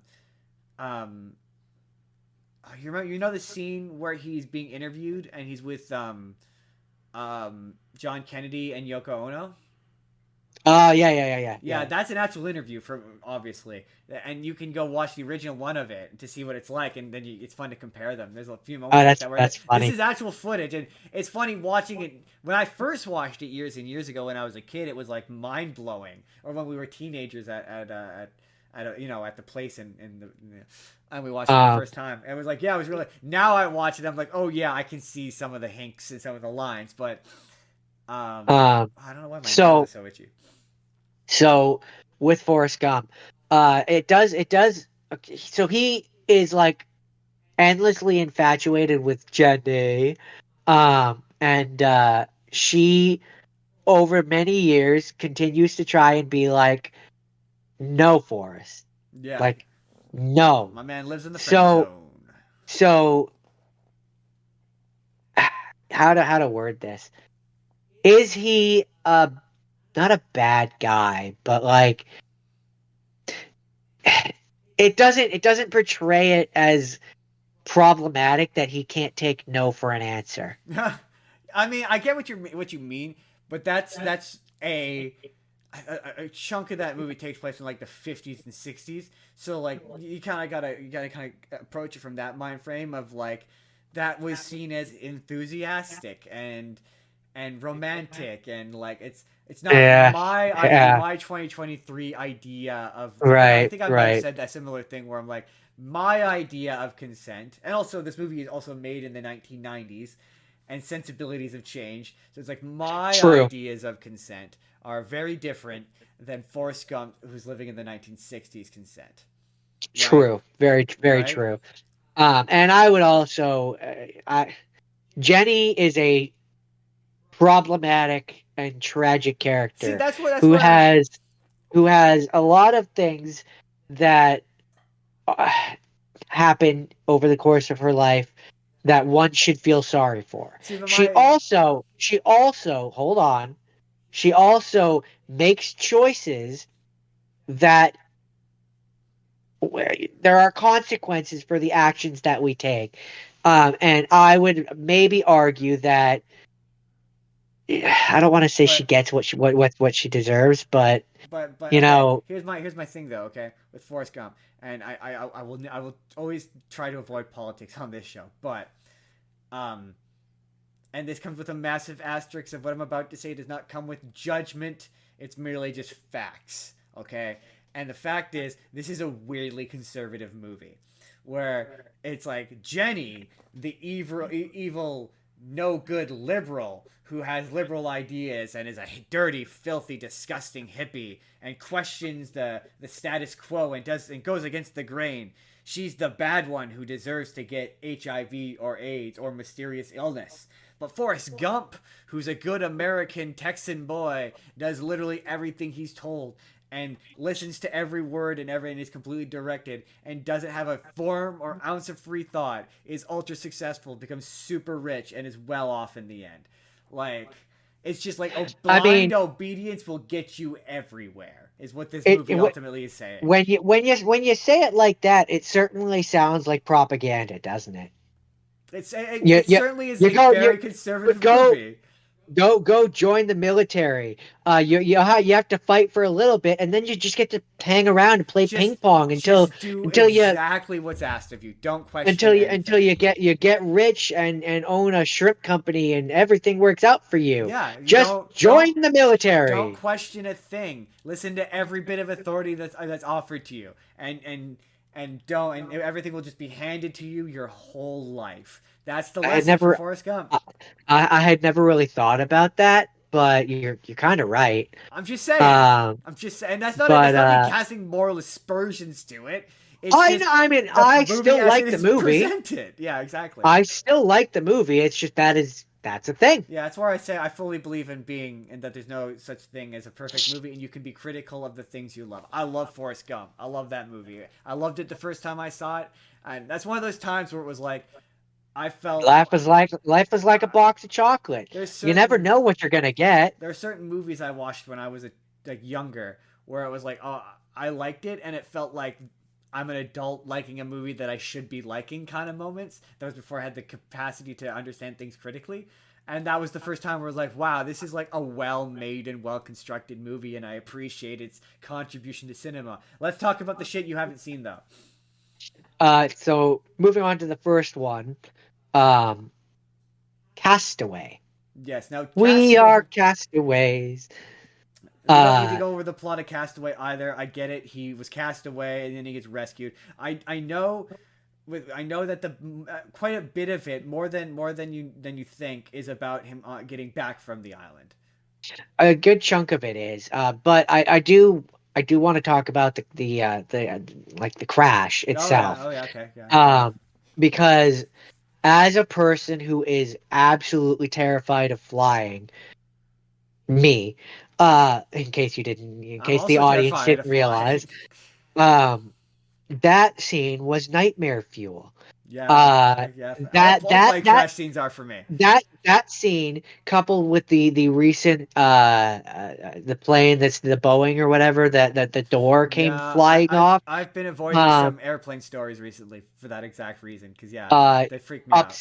upsets me and freaks me out, because it's like in this one he's the Tom Hanks is a FedEx employee, and he is also a drill sergeant, let me tell you, because man is committed to his job. But so he's on the plane, the FedEx plane flying to wherever, it doesn't matter. And he's in the bathroom, and then the door just gets ripped off, and he's like flying about Oh, in the so it's not like a cabin. commercial plane. Like he's on this plane by No, himself. he's on a FedEx plane with like four other guys who are all like the Oh. pilots and stuff. Oh, okay. So it really Uh, is like that book Hatchet. That's what this makes me think Yeah, of. yeah. That's it's funny that you say that because as I'm watching it, I kind of thought to myself, man, this feels like a grown up version of Well, Hatchet. no, I mean Hatchet came out, but yeah, I remember when I No, saw no. it on the I When I say grown up, I mean it's Hatchet with a grown with a up. grown up. No, I know what you meant. Yeah, no, what I mean is I do remember I was gonna. I don't know if it was definitely out because Hatchet is quite an old book, but I definitely Oh, remember seeing. Hatchet was out when we were kids. This movie came out in 2000. Oh yeah, yeah. Well, we were still kids then. Um, No, but younger kids. Younger kids, yeah. But no, I remember that was definitely present in my mind when that movie came out, being like, oh yeah, it's like that book Hatchet. Um, so he's like struggling, floating about the cabin, and the pilot, the captain and pilot and stuff, and all the airplane workers are all like, um, strap into your seat, put the air breathing mask on, and like here's your life raft in case we go, because they were over the Atlantic, which is like Oh, that's the yeah, that's I don't even more or of a fear I for don't know. me. I don't know if it was the Atlantic, but it was the ocean. Anytime we fly Uh, and I see our plane over like a large chunk of over water, open my water. Yeah, stomach no. just feels uncomfortable. Oh, number one fear being crashing in a plane and it being over I water. I would like to go Uh, cross continental, but man, am I terrified of it. I will be scared the whole yeah, time. I don't care how yeah. safe people say flying is. I don't care. And so terrible crash happens. He ends up in water in big waves, and it's dark, and like his survival stuff came detached from the life raft. So my man has like nothing except for the raft and like clothes off his back. Gets on the island, and there's all these FedEx packages that are all in the water. He gathers them up, and like the committed employee that he is, and like has them at his makeshift campsite, and like isn't opening them and just kind of collects them as he finds them. And I'm like, my man, that is dedication. Stranded on So an island and not immediately opening these packages to so see what he can when use to it help him when survive. he gets rescued, do they get the FedEx packages back? No, he uses them. Oh, he does eventually use them. He does. He was on the island. That's Actually, what's funny is so having not seen the movie, how long do you think he was on the island for? I'm guessing. Well, okay, I haven't seen the movie, but I've seen clips from it. So having seen the clips, I'm gonna guess at least maybe a couple years, because He's on the island for about 4 years. okay, yeah, because I remember there's that one clip of the guy where he was like, yeah, we thought you were dead. We had a funeral. We've moved on. We had your Yeah, funeral, and he's like, he's what was like, in the coffin? yeah, Yeah, yeah, and yeah. it was a bunch of keepsakes and like stuff that these people So like. it's like when they say that, that indicates to me it was a while. Yeah, yeah, it was like 4 or 5 years, something like And that. then so then Um, um so he at a certain point, he's been living on this island talking to Wilson, his volleyball friend, with yeah, you know, basically my man goes insane. yeah, yeah, naturally. And as one does when they're isolated for 4 years. Um, and at a certain point, part of an outhouse turns up on the island, and he uses that, plus some of the stuff that was in those FedEx packages to fashion a raft, and he sails off the island.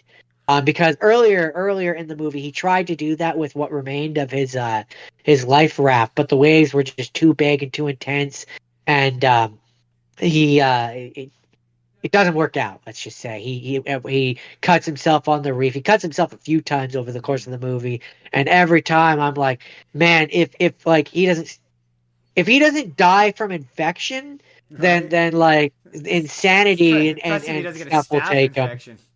Yeah, and so he sails off into the sea, and bad waves happen. Raft is kind of wrecked, and Wilson, the volleyball, ends up floating away in the water, and he like jumps off the raft to try and go and swim after him. He's like, Wilson, Wilson, and like he's holding on to the rope of the raft so he doesn't get too far from it.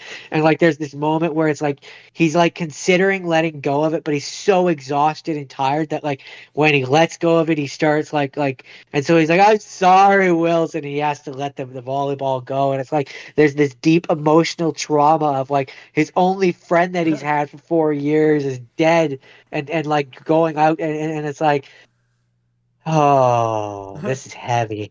Um and Getting emotional about um a ball. about a volleyball. And so the big tanker ship ends up finding him, and he gets rescued. He gets off the island. And so then, yeah, the movie then kind of becomes about, well, he's come back to society, to this world that, he's no longer a part of, and everybody has moved on and thinks that he's dead. And Like there's a scene where he's in the hotel room and he's like he keeps flipping the light on and off because obviously he hasn't had electricity, so that's Yeah. weird now. And his girlfriend, fiance, I think she was just a girlfriend. They weren't married. That was kind of the one of the points is that he never proposed because she had an ex-husband, and like there was this whole thing where it feels like he should have long since proposed but never did. And so he comes back and she's like married and has a kid. And it's moved on, and it's like they have this whole scene where uh they're like they end up kissing in the rain, and she's like, you're my true love. And he's like, but you have to go back, and she's like yeah. And it's really sad and emotional, and from what I remember, it doesn't really have a happy ending per se.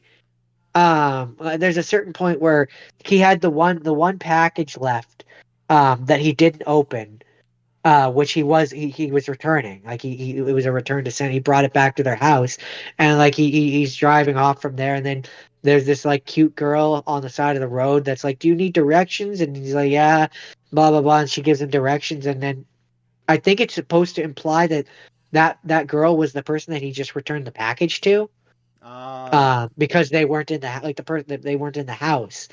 And so I think and like they had like a rapport going, like a back and forth going. So from what I recall, I think the implication is basically supposed to be that like maybe there's some connection there that's gonna form, and life continues on, Life moves and on. like things keep going, and he's at least off the island, and he didn't die, and that's good. Um, so that was fun. And so Sure sounds like it was fun. uh, Doesn't it sound was at a good, all it like was it a was good, an upsetting experience. it was a good movie. That's another one where it's like it's a very solidly made movie, and it as I get older, it's impressive to me when I see these movies where like a single actor holds like at least 70% of the Yeah, screen he actually time carried the movie by himself. Yeah, I by know. themselves. Like Yeah, that's absolutely impressive to me. yeah. And so Scared enough doing it with other actors. going back to that subject or that question that you asked me of, does he have a style? Another style that I would say that this has with Forrest Gump is serious. Yeah, Like he does stuff that have a sense of weight, a yeah, sense of like with Forrest Gump, it's about the war, it's about Jenny. Like yeah, there are serious aspects in a movie that's capable of having fun. yeah, This this I think touches on the same thing where it has the crash, it has the isolation on the island, yeah. his descent into madness, and then his return to He also society. seems to. But it's like it still has those moments where it's like it's enjoyable, I Yeah, guess is the word. he seems to like to tell a story about like one figure, like one central important. Because he's got. I know he did another one, which I can't imagine you watched, but I think he did the movie about Captain Sully, and it was kind of a similar. I think he might have done Flight with Denzel Washington, and it was the same idea of it's one guy and it's his He story, did. and He yeah, did do Flight. yeah. And that one reminded me a lot of Castaway. I don't know why. There was something about it that really reminded me of Castaway. But Um, my sorry, Castaway. Go on. Sorry, I lost it. I was gonna say um anyone who hasn't watched it, I would definitely that's one that I would recommend, which is a perfect leaping point into my final one that I have not seen or had not seen. I have now seen, and I kind of wish that I hadn't, It because it wasn't very good, in my opinion. Of the ones that I've talked about today, I was think it's bad. his It was a worst. bad movie. I think it's his worst. Is I The don't know. Witches, I saw Dumbo. Dumbo was pretty not Dumbo. The Pinocchio. Pinocchio was pretty Pinocchio. bad. I said of the ones that I've watched today. Oh, fair. Yeah, yeah. And The no, Witches. I've watched Pinocchio and I've watched The Witches. I think this one's worse. Yeah, fair enough. Um, um, it's just what can I say? Drek. Boring. Donkey Kaka. Not very good. I didn't. It didn't do it for me. I watched the like not this week, but like generally speaking, I have seen the original, Yeah, it and was I awful. remember enjoying that one far more. This Enjoying is one a makes generous term, but all right. experiencing, Yeah. if you prefer. This one it may it so I'm not gonna do a full recap because I don't want to. Fine. Um, Everyone but knows the witches. They go to a there's hotel. The kid gets turned to a mouse. That's the in the Cold Notes original version. version, they very much were like, you know, yeah, they're witches. In this version, again, unless I missed something because I was not my interest wasn't held enough to catch it all. At a certain point, the grandmother is like, yeah, the witches are essentially demons who like take the form of women and like that's what makes them witches. But Well, because like to be fair, now that I've thought this out a bit, traditionally speaking, witches were I thought to be like a form of demon, or like they they met a were thought to pact be they were thought pat to with be demon. spawn of hell. Yeah, so I guess maybe that's where the I don't know. That does sound weird. It would just be like they're Um, witches. In the original, they were just witches. They just existed. They were just a fact yeah, of I life. don't. But they like in the There original, they hate wasn't a children. yeah, there wasn't a bunch They of they explanation want for it. to. But so again, and in the original, I don't remember if there's like a parent character that's on the children's side. Yes, Um, there's the grandmother. The grandmother is a character in the original. oh, the grandmother is a character in the original. Okay, Yeah, okay. the Um, parents, his parents died. I've read the book too, yeah, so in this version they yeah, did I as can't well. remember how they died in the Um, original. It's been a long uh, time. um. So at a certain point, his grandmother gives our main character a pet rat or a pet mouse rather, who you later end up finding out is also a child that just stayed quiet this entire time because you know talking rodents are not a common thing, and one finding one probably wouldn't end up well for said mouse. Sure, yeah, that sounds So right. I understand that judgment call. Yeah, Um, that makes sense to me. Um, and boy gets turned into mouse, other boy gets turned into mouse. There's a lot of children getting turned into mice in this one. And you know, adventure happens. They stop the witches. Um and the big difference that I remember in this one from the last one or from the first one from the original one, words are hard. Is I seem to remember that in the original, uh, the boy turns back into a boy. a boy at the end, but That's what I remember. in this one they stay mice, I remember that from the and original book too. I'm pretty sure and they turn back into humans. and like the at the end, uh, so there's a point where basically where the Chris Rock is the narrator voice of the boy.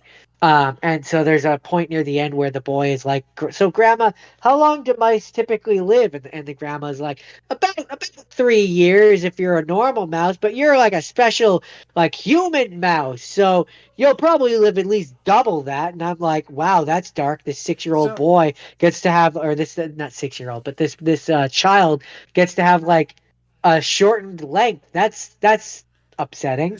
Um, hold on, time out. He doesn't get turned back into a boy. Why? Is there not? Is the spell? Why don't they? Is that not the point of this? They beat the witch. They turn back into a human. Like, why don't they turn back so into a human? the potion is like a permanent change thing. The idea was that the witches were gonna slip this. Basically, we're gonna open a candy store. Because the idea in this movie is basically these witches lure in children with candy and then like change them into animals and like Eat kill them. them, Eat them. basically Yeah. eat them, kill them, make them go away. In the original, it's Whatever eat the them.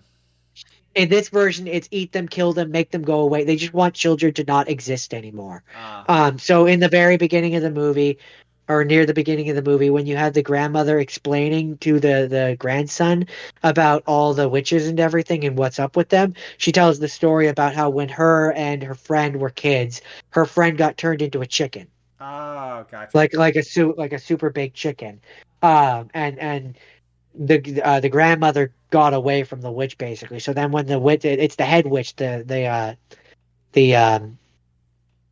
The one that's a really famous actress that you definitely know, It's Anne and that Hathaway. I can't.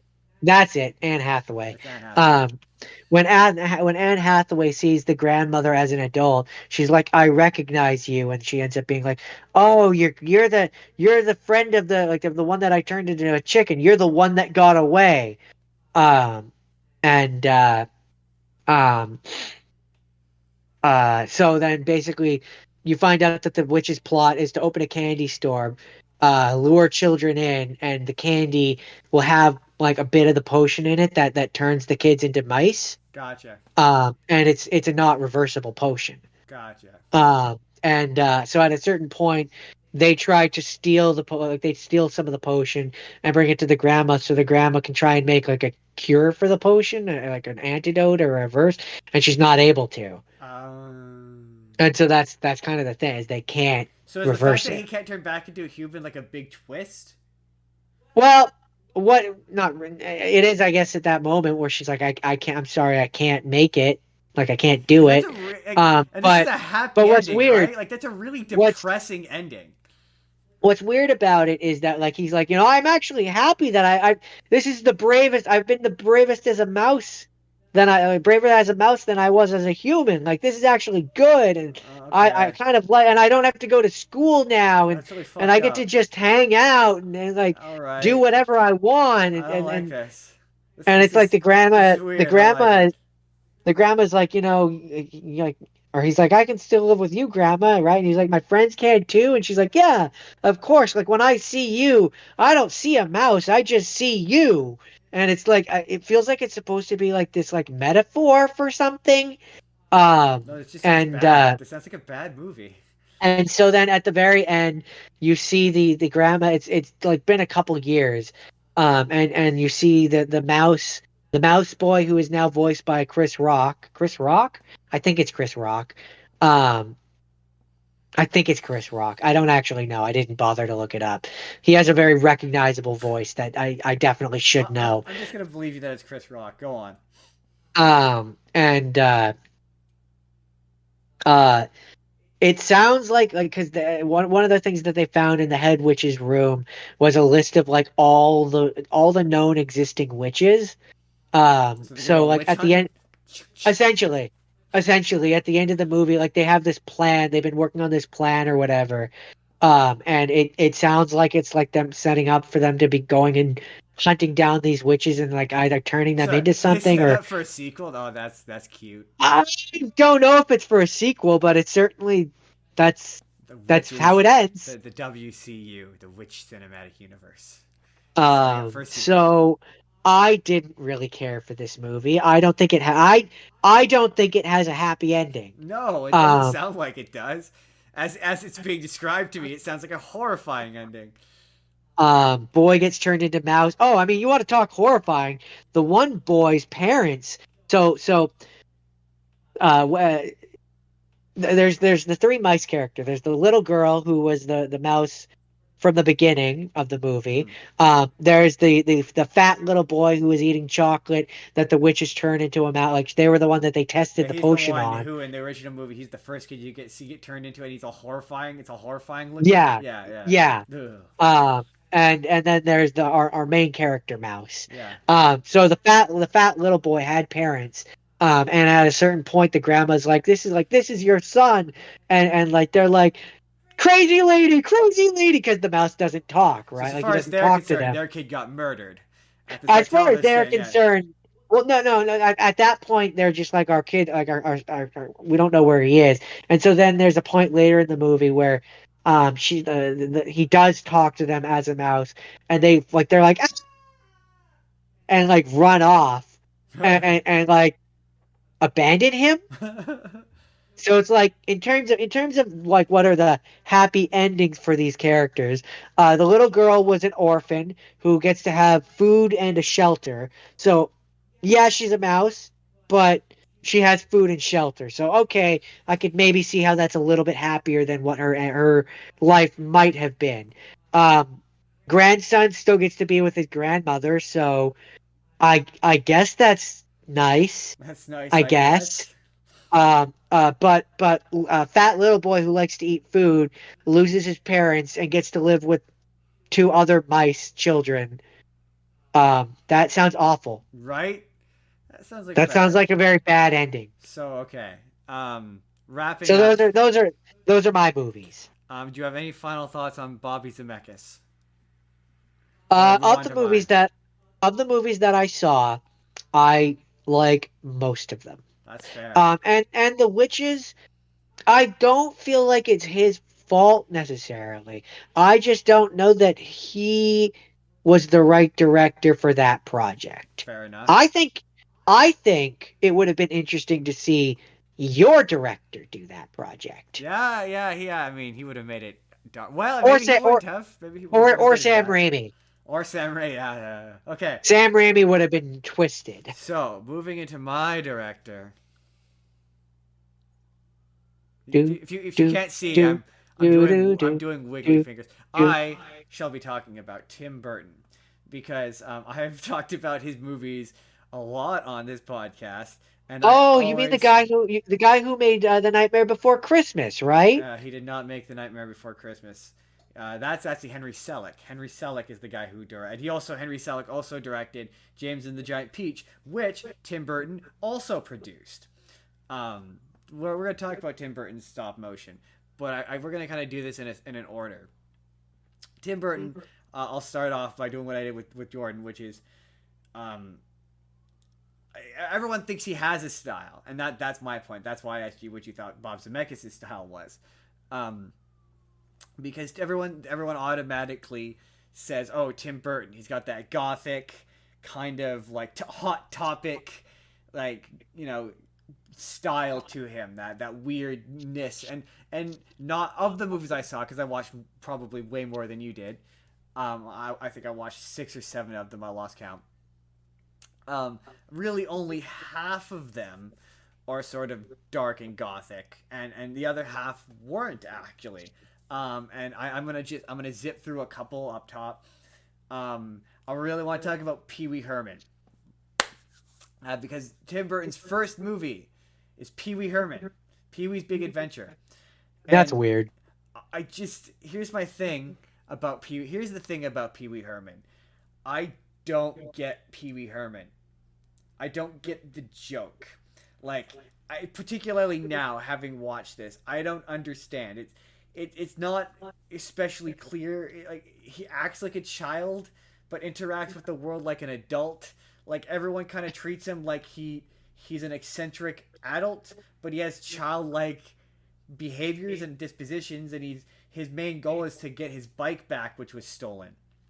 Hey, Gabby. And there's just a lot of really weird, like there's this one really long scene of Pee Wee Herman at the Alamo, where it's just this really long scene of him going through this tour, and this woman saying all these facts about the Alamo, and then it gets to the end of the tour, and he's like, and the scene is like 2-3 minutes long, and it gets to the end of it, and he's like, does the Alamo, where's the basement?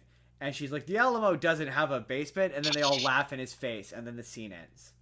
And then the follow up to that is in the next scene, he's at the bus stop and he's meeting a character he's met previously in the movie.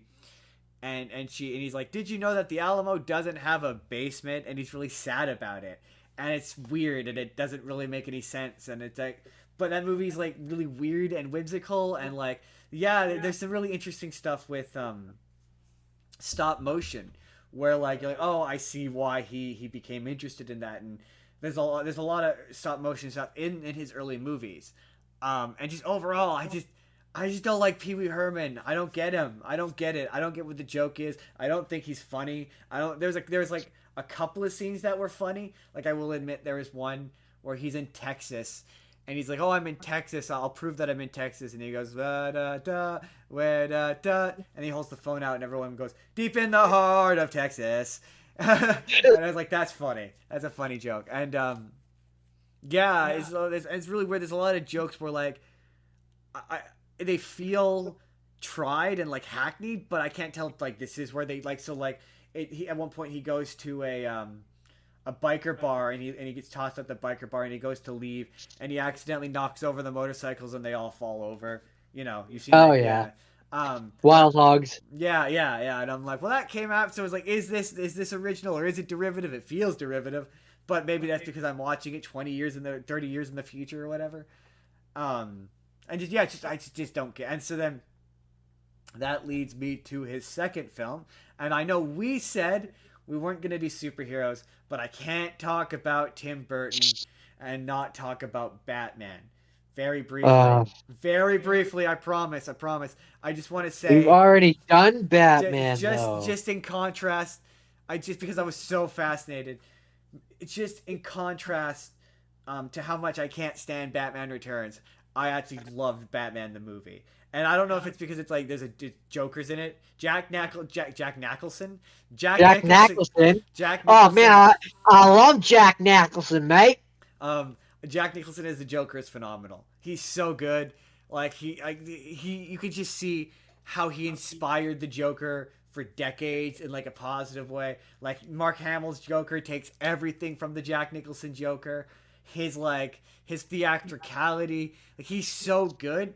You forget that the climax of the movie is just him and the Batman walking upstairs.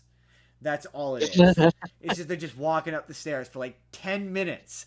Like the Joker walks up the stairs and the Batman slowly treads up behind him. So many stairs. And The it's really good. Batman. And it's much more, in my opinion, subdued. It's a much more subdued version of the just a weird, upsetting awfulness that is Batman Returns. And then after that, I watched before that I watched Beetlejuice, which Beetlejuice, no, Beetlejuice, no, no, no, no, Beetlejuice, no, no, shh. You're not supposed to say the third. You can't say it. Shh, shh, shh. No, you can't. We don't want that. No, Beetlejuice, no, Beetlejuice. no, no, no, no, no, no, no, no, no. We're not gonna say that. We don't want that kind of trouble around here. We don't want to. We don't want to invite that guy. But no, Actually, I didn't like it. I didn't enjoy it. I was like, it's just. I know it's for all the reasons that I remember not liking it. I think the only thing of Beetlejuice I liked was the cartoon. And I don't think I ever liked. I think I tried to make myself like the movie because I liked the cartoon. Because I could not stand this movie. It was just gross I and weird and awful and like. Michael I don't Keaton is funny. He's hilarious. He's got some good one-liners, but he's just a disgusting character. I don't know that I've ever actually watched Beetlejuice. I certainly have no memory of it. I can recall watching it at ours place when I was a kid. I can recall watching it there. Um, I but don't. I have no I just memory. remember it used to scare the pants off of me. I never liked it. It was like it's right up there with the Adams Family, which I just never cared for the Adams Family. It's just always something off-putting about it. I did not enjoy it. So yeah, so those I think I just didn't do it for me. And then what was the other one I watched? Oh, Sweeney Todd. I watched Sweeney Todd, and that's kind of what I really want. God. This was just an excuse to watch Sweeney Todd and for me to talk about how much I love Sweeney Todd. I love Sweeney Todd. And it's funny that movie. I like that movie in spite of the fact that it's not a good adaptation of Sweeney Todd. It's a very bad adaptation of Sweeney Todd because of the cast of it. A lot of it doesn't really make any sense. So like, just like as an example, the character that Sacha Baron Cohen plays, the Italian, Yeah. he in the play in the musical is fat.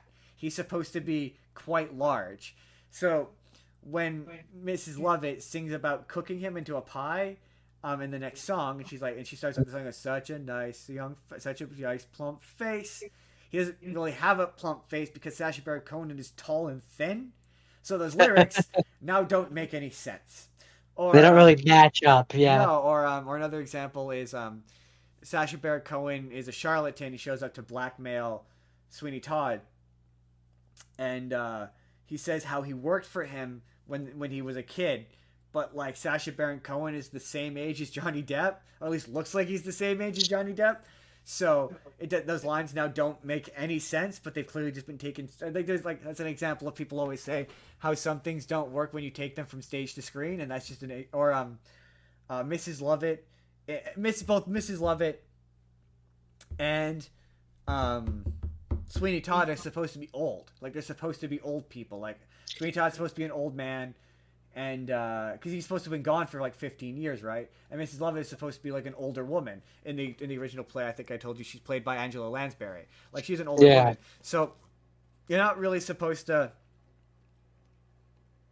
Her being in love with Sweeney Todd is supposed to be weird, because she's why would he be into her? She's like eccentric and crazy and not She's like supposed to be like his mother. yeah, that's kind of the idea, right? And so it's weird that so when she's in love with him, it's supposed to be weird, and so yeah, it's just not believable. They also when it they've cut out all of the stuff involving Joanna out of the movie, so she has a bunch of songs.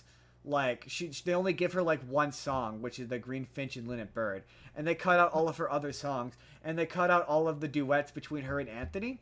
So in that movie, her and Anthony don't share a single line of dialogue until the end, and he's supposed to be in love with her, right? He's supposed to want to whisk her away, and so when and in the song where he's like, I had him, the throat was bare beneath my, that one. Yeah, of course I know that Yeah, song. when he bursts in, there's a previous scene prior to that where he actually has a duet with Joanna, which is where they fall in love. So they don't meet each other at all in the movie. That seems wrong. Yeah, right. And yeah, and there's just a lot of that, and also there's a lot of explanation. So like when he towards the end when he sends Anthony off to go get her to save her from the house, he takes a letter to the judge that you don't see in the Movie. yeah, that you don't see in the movie, but in the play it's basically he basically Sweeney Todd has essentially given up Joanna and is so blinded by rage and revenge that he's willing to use her as bait, basically. So he sends this letter being like, yeah, the sailor is gonna kidnap her and molest her. You should. I've convinced him to bring her here. You should show up here, and that's when he gets him. And he reveals himself as Benjamin Barker. So it's like, yeah, in the movie they don't say that. So Judge Turpin just kind of shows up at his place for like no reason. He's just kind of he's just like, oh, I'm here now. Why is he here? I don't understand. Why is he here? I'm confused. And I just when it comes to also Johnny Depp is not the vocal register. Sweeney Todd is meant to be a deep like baritone, and he's got a much higher register. So it's like, in terms of being a good rendition of the music, it's not good, but I like it because it's in my key. So when I'm singing along to the music, I can hit the same key as I can. And yeah, I really like that movie. And the big part of this for me was reminding myself that I like Tim Burton movies. I was like that they're not all bad. They're not all bad, because I was starting to be like, I think I hate Tim Burton movies, and so moving along into the stuff I hadn't seen. The first one I really want to talk about is Big Fish. I cannot recommend Big Fish enough. Big Fish is so good. Tell me about it. Big Fish basically it's Ian McGregor. Okay, that's an immediate check in the right box. He basically plays this man. It's a story of a son and his father, and immediately I'm hooked because I love a good story about his son and his father. Sorry, I gotta take a quick sick. My throat is getting dry for some reason.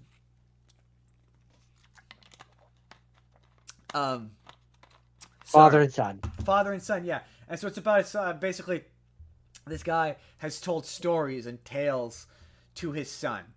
And they're tall tales. They're tall tales of like he was traveling. They're like folk tales, basically, kind of similar in a vein to like like the Song of the South style, like old folk tales of like I was walking down the street and I ran into this giant and I was friends with the giant and whatever. And as this and they're really like elaborate, like almost like fairy tales kind of stories. And he's told his son these stories a million times, and the son is sick to death of them.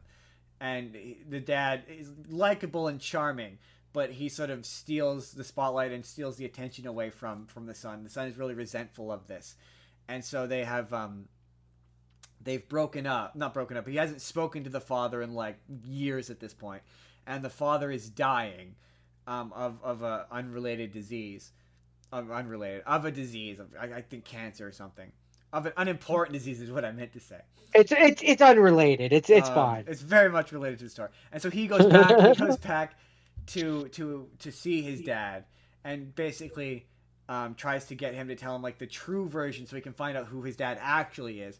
Because he's like, I don't know who you are because I've only ever heard the fake versions of these stories. What is what actually happened? Like what this is clearly not true. And you get to see these stories, and they're all like big, elaborate stories, and they're kind of fun because you're watching these stories, and like as an audience member that they're not real. Like at one point he meets a giant, and you're like, well, it's obviously not a giant. It was probably just a really tall man. Yeah. And it becomes a question of like what is real and what isn't real and stuff, and yeah, Ian McGregor plays the dad, and at a certain point it's multi-layered. Sometimes it's the dad in the present telling the story, sometimes it's Ian McGregor telling the story, like sometimes Helena Bonham Carter shows up at one point because it's a Tim Burton movie. And what's really funny is he does reuse a lot of actors, and it's not just Helena Bonham Carter and Johnny Depp, Danny DeVito he uses a lot, Alan Arkin, like uses a bunch of people who show up consistently in his movies, and so yeah, the two big ones on my end were Christopher Lloyd and Tom Hanks. Yeah, Tom Hanks a lot. But yeah, so you see these stories, and they're all kind of, and again, as the audience that they're not real, and so as the movie goes on, the son, we see these stories, and the son is basically like uncovering stuff in his office, and he's kind of finding out the real story, and it's like, yeah, the real story isn't as interesting, it's not as fun to know the true story. The made up one is way more fun. And of course he eventually goes and he sees in the paperwork that he's been paying, like he basically bought, I should say earlier in the movie there's a point where he's traveling along this road and he hits this fork in the road. And it's the story of the giant's like, he's traveling with this giant, and the giant's like, well, if you go down the road, you're just going to ditch me. And he's like, no, keep my stuff. I want to go see what's down this road because everyone's too scared to go down this road. And he goes down this road, and it's like real dark and scary. And he walks under this town, and I can't remember what the name of the town is, but it's this town. And they're like, oh, you're, I forget what his name is, but you're such and such. You're Ian McGregor. You're here too early. You're supposed to be here, but you're here too early. And he's a guy who wants to travel the world and like explore and stuff. And he tries to like settle in this town. And he just can't do it. He just can't. He wants to travel. So he eventually, when he first arrives there, they like take off his shoes and like toss it over this like power pole or whatever. And it's supposed to signify that signifies you don't leave because no one in the town wears shoes. And so he eventually gets bored and he leaves. And so then later on in the movie, the son discovers that he owns this entire town, basically, the town that he had arrived at too early. He owns this entire town. And so the son goes there and meets, when the dad was there, he had met this girl who was 10 years younger than him. So Ian McGregor, there's this bit where he's a kid and he starts to like develop this, what he calls gigantism, where he's just like bigger than everybody. And so in order to represent that, he goes from being a kid to just being Ian McGregor. But he's like, oh, I'm 18, but he's like fully adult Ian McGregor. And so he meets this little girl and she's like, oh, I'm 8, I'm 10 years I'm 10 years younger than you. And I'm like, oh, that's clearly because he has a wife. Oh, I'm like, oh, that's his wife. And then he gets whatever, he leaves the town. And he goes and him and the giant go and join the circus. And what's really interesting is Danny DeVito's there as the ringleader. And I was like, oh, that's so interesting that later on in Dumbo, when he had the ringleader in Dumbo, he's also the ringleader in that, and Tim Burton also directed Dumbo. And I was like, I wonder if that's a reference. I don't imagine it is. It's probably just a coincidence, but I'm like, that's a really interesting coincidence. Could be a callback. But so yeah, so he leaves this town that he's gone too early in. And he goes and he sees this. He attends this circus, and he sees this woman who he's like. I looked into her eyes and I determined that that's my wife. She's gonna be my wife. She's the one who's gonna be my wife. I know it. And so he basically goes to this ringleader, and he's like, tell me about this girl that's going to be my wife. And he's like, if you come and work for me, I will give you one piece of information about her a month if you work for me. And he's like, deal. And so Ian McGregor ends up working for him for like 3 years, and eventually he gets all the information he wants, and he goes and he meets her, and she's engaged to get married to the biggest dick from his town. And Of course. he ends up winning her over, and they get married or whatever. Um, and so flash forward to later in the story, later in the movie, the son has gone to this town that the dad, he's finding out the story of him buying the town, and it's being told in the like magic folk, like the myth way, like it's the myth story, like not what actually happened story. And basically it's of the time he came to this town twice, once too early and once too late. And he, long story short, he marries the wife, has a kid, and in order to fulfill his need to travel, becomes a traveling salesman. And so on one of his routes, he discovers the town. He comes back too late, and he buys up the town, all except for this one house, which he goes to, and it turns out it's the little girl from earlier, who was 10 years younger than him, who is played by Helena Bonham Carter. And it's sort of implied that he cheated on the wife with her, basically. That he's paid for this second life and this second girlfriend or whatever, and he had an affair with this woman. But in the story, he shows up, and the way she tells it is that like he in order to convince her to sell the house, basically like was really nice to her and kind to her, and stuck around and like rebuilt the house for her and did all this stuff. And then like right when she's about to make a move, like gallantly and like chivalrously is like, no, I love my wife and cannot cheat on my wife. And the way the story is told, it sounds like it's obvious bullshit. Like, and that's what's kind of neat about these stories, is they all sound like obvious bullshit, but the story is obviously nicer, and that's kind of the theme of it. Is the story is so much more interesting, and she gets to the end of the story, and it's sort of implied that we as the audience have seen the mythical fictional version, and he heard the actual version. And she's like, or no, she tells it the mythical way. And then later on, because the dad's dying, he's finally super sick, and he's like in the hospital, and he goes and he's talking to the doctor, and the doctor's like, oh, I remember the day you were born. And he tells this really like, oh, your dad wasn't there. He was off on like a business trip, and he tells it very coldly and very like distantly. And he's like, clinically, yeah. And he's like, yeah, that's the story. It's far less interesting that way, right? It's not nearly as much fun as, because the story he tells him is, oh, he used his ring to catch this mythical fish in this pond, and there's this big huge story. Hold on, I'm just trying to think. Sounds fun. I feel like I'm missing.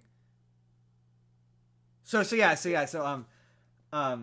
the end. Oh, that was it. Earlier in the movie, the very first story the dad tells is how when he was a kid, he knew everyone looked into the eye of this witch and saw the day they were gonna die. The one guy saw he would die as a young man on the toilet, and then he did. The guy who turns out is the guy that the dad's wife was originally going to marry. He died as a young man on a toilet, and he saw that in the witch's eye. And so the Ian McGregor sees into this witch's eye and sees how he's going to die. And so every time he gets into trouble, he's like, no, I knew I wasn't going to die because I saw in the witch's eye. And so earlier in the movie when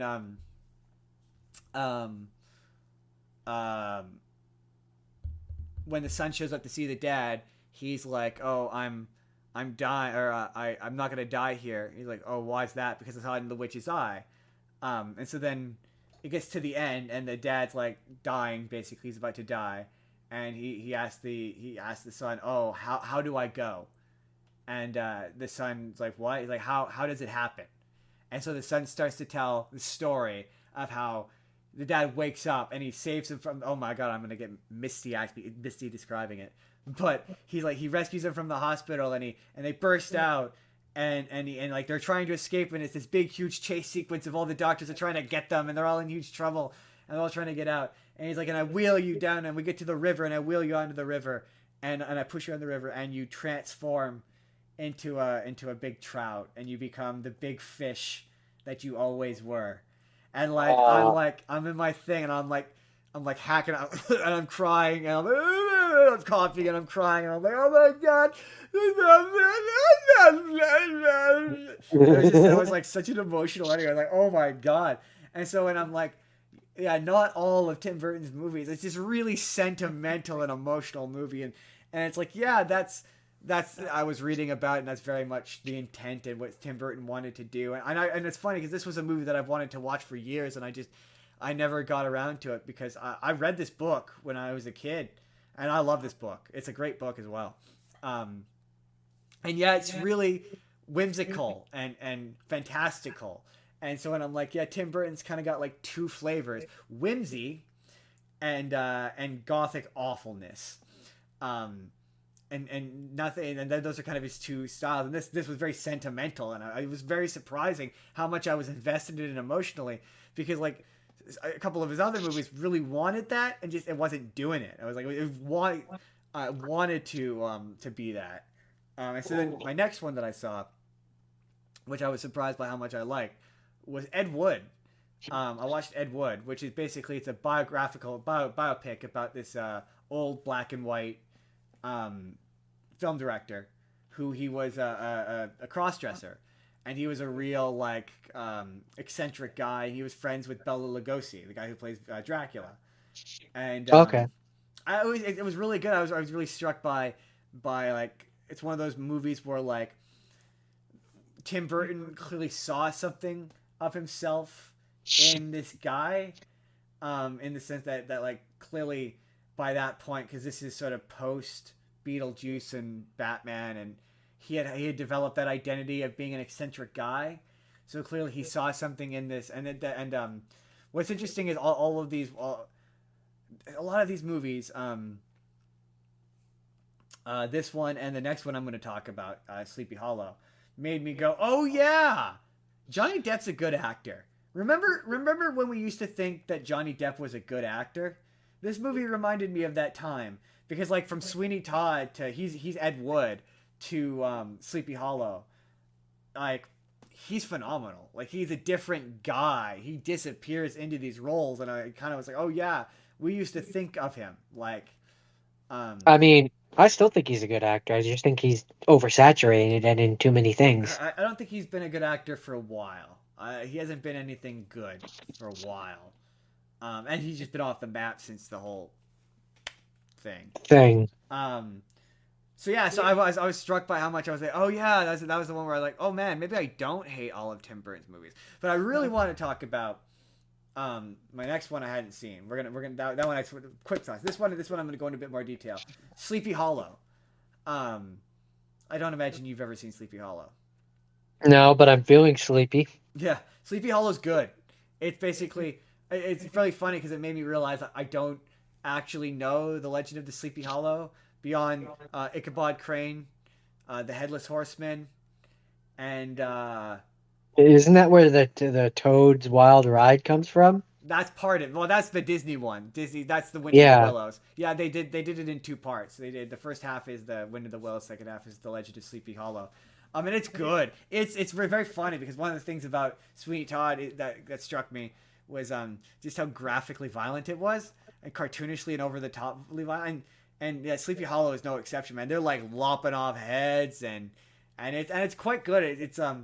It's not just about Ichabod Crane and the Headless Horseman, but there's like a conspiracy. I don't want to. It's one of those ones that I'm actually going to recommend to you, and I don't want to give away the twist to it. But it's really quite good. It's Ichabod Crane is hired to go investigate Sleepy Hollow. There's a series of decapitations. In this story, he's a police officer. He's a constable who is basically into forensic science, and he is ahead of his time. In terms of his forensic science, everyone thinks he's kind of a quack, and he gets sent off to Sleepy Hollow, where there's been this like mysterious spree of decapitations, and he shows up thinking it's just a traditional serial killer, and they're like, "Oh no, it's a ghost," and he's like, "No, it's not a ghost. No, seriously, it's a ghost of a headless guy." And it's really funny. I didn't know that there was a history to Sleepy, like the headless horseman, like he had a backstory, but turns out he's got a backstory, and this movie is actually pretty faithful to it. He's a what's called a Haitian. He's like a German soldier. Basically, it takes place like just after the American Civil War, and he was a German soldier, mercenary for hire, basically, that the British would hire to help them win the Revolutionary War, to quash the rebellion. And so he was in that town just slaughtering people, and they managed to overpower him and cut his head off, and that's how he became the Headless Horseman. And so there's this, as the movie goes on, they unravel this conspiracy, and it turns out that, well, yes, the Headless Horseman is very real, and he's a ghost, and he's trying to murder people. Who he's murdering and why he's murdering them, there's a mystery afoot. And it got me. It ducked me and it weaved me. I thought I knew who it was, and it subverted me. It got me. And anytime a twist gets me, I have to give it props. And Johnny Depp is really good in it, and it's honestly really good. And that one very much is like, yeah, it's a gothic. That's one of those ones where it's gothic. And it's got that sort of hot topic style of like, this is what goth people, Tim Burton. And when people think of Tim Burton, that and Sweeney Todd, it's like, this is what people think of when they think of Tim Burton. I mean, that and The Nightmare Before Christmas, because his name is plastered all over it. Yeah, well, when I read about that, the director sort of said that he created the characters that he wrote this story outline. So like it comes from him and he produced it. So it's like it comes from him, so that's why they put his name on it. That and he was pretty famous at that point, so they knew he would bring in the money. But speaking of Nightmare Before Christmas, I just want to hit up two of his animated movies, which you've seen Corpse Bride and Frankenweenie, right? Frankenweenie, no. Corpse Bride, I think so. I thought you had seen Frankenweenie. Corpse Bride, I didn't care for. I didn't think it was very good. It's too short, and I rarely say that, but it's like an hour 17. It should have been an hour and a half, hour 40. And it just like rapid fires through stuff so quickly that you don't have time to care about anything. It also, The Corpse Bride also really wants to be associated with A Nightmare Before Christmas. It really Pardon wants... you. Yeah, pardon me. Let me say that again. Sorry. Corpse Bride really wants to be associated with A Nightmare Before Christmas. Like, it really wants you to think of A Nightmare Before Christmas when you're watching it. It just... I mean, some people's headcanons is that the main character from Corpse Bride becomes Jack Skellington. I had that. What's really funny, you said that. I had that thought independently because they all look like all the art style, the characters. They're all made to evoke Nightmare Before Christmas. There's no way. Absolutely. There's no way they weren't. Absolutely, they were. It wants you to think of, and the music. I didn't think there was one song that's good, and it's the one where they're talking about how the Corpse Bride died. The Bones of the Day. Yeah. Other than that, the music's forgettable. It's not very good. That's the one song that I like the from bad that guy one as well. is nothing. There's just nothing. There's no substance to it. It's just like this. It's a movie that I have no strong feelings about one way or the other. It's fine. It's a fine movie. It's just it's nothing to write home about. Like when you have such a strong. It's one of those like. Yeah, his movies are kind of hit and miss where it's like, but for me, I dislike more of his later stuff than I did, or his early stuff than I did his later stuff. But, and then finally, Frankenweenie. I quite like Frankenweenie. I was impressed by it. Oh, the other thing about both Frankenweenie and Ed Wood is they're both in black and white. And they're in black and white for aesthetic reasons, which we talked about previously. Why do something in black and white when you can do something in color today? And those are movies that, for aesthetically, Frankenweenie is meant to evoke a Frankenstein movie. So it's in black and white, and it works. It absolutely works. And Ed Wood, it really evokes that era of movie. Even though I'm pretty sure, maybe not. I don't know. But by the time he was making those movies, I'm pretty sure some of them were color. But yeah, it creates a certain atmosphere and a certain style. It's like, see, stylistically, I get this, but it just makes them so different. And that's the thing. Ultimately, to wrap up on Tim Burton, I was surprised by how varied his style and aesthetic was. Like they're not all the same. Like whereas like if I and part when I thought of this challenge up was that it made me think of Wes Anderson, where every single one of Wes Anderson's movies are almost exactly the same in terms of tone and style. Like Right. I can put a Wes Anderson movie on and you would know it was a Wes Anderson movie. And it's the Or same thing with Michael Tarantino Bay. or Michael Bay. Yeah, whereas like every one of his movies are more or less the same. They're hyper masculine, they're aggressive. Same thing with Zack Snyder. Like they're gonna be in slow motion. Like you could tell that's a Zack Snyder film. And with Tim Burton, if I played for you Big Fish and I told you I didn't tell you it was a Tim Burton movie, you wouldn't have known it was a Tim Burton movie. It's one of those kinds Probably of not. movies. And You're probably correct. I would probably not know that. I'm not sure if that's the mark of a good director or like a strong director, or if you like do you want your director like yeah, like with Sam Raimi, you could tell that's a Sam Raimi movie.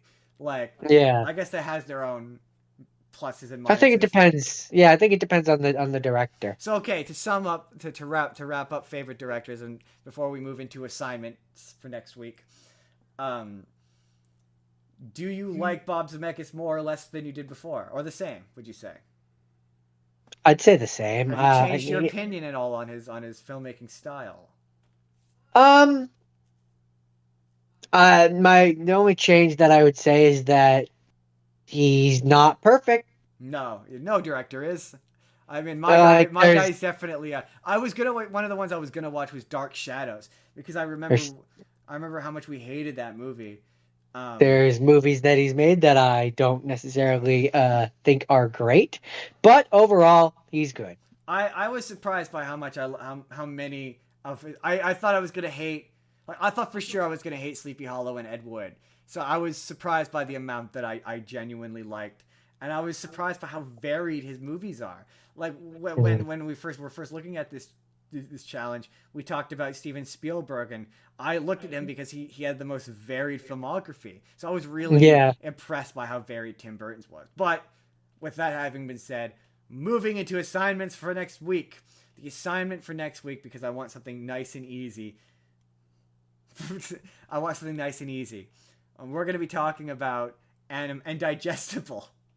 We're going to talk animation for next week. But there's going to be a twist. I want you to pick, Jordan, and audience at home. I want you to watch animation that you're pretty sure nobody's heard of or seen.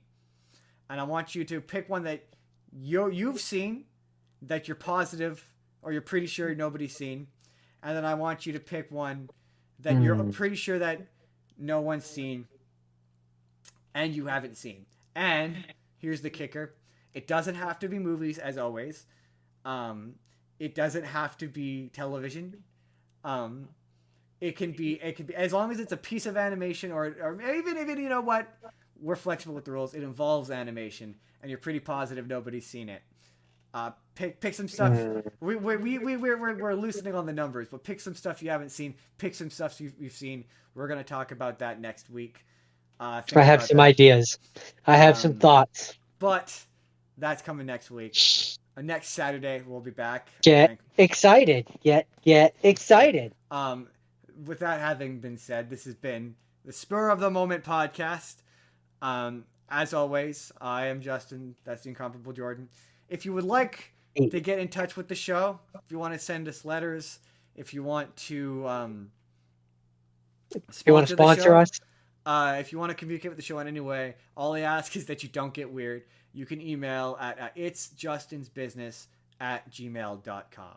That's itsjustinsbusiness@gmail.com.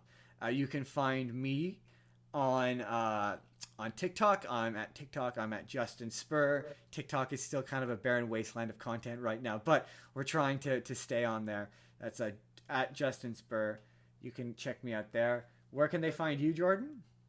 I do Minecraft Mondays on Zethgore187 on Twitch. You can also contact us. You can join our Discord. As always, I will try to put all these links in the description for you to click on. In the meantime, I think I think that will be all, folks, and we will see you next week. Ciao for now.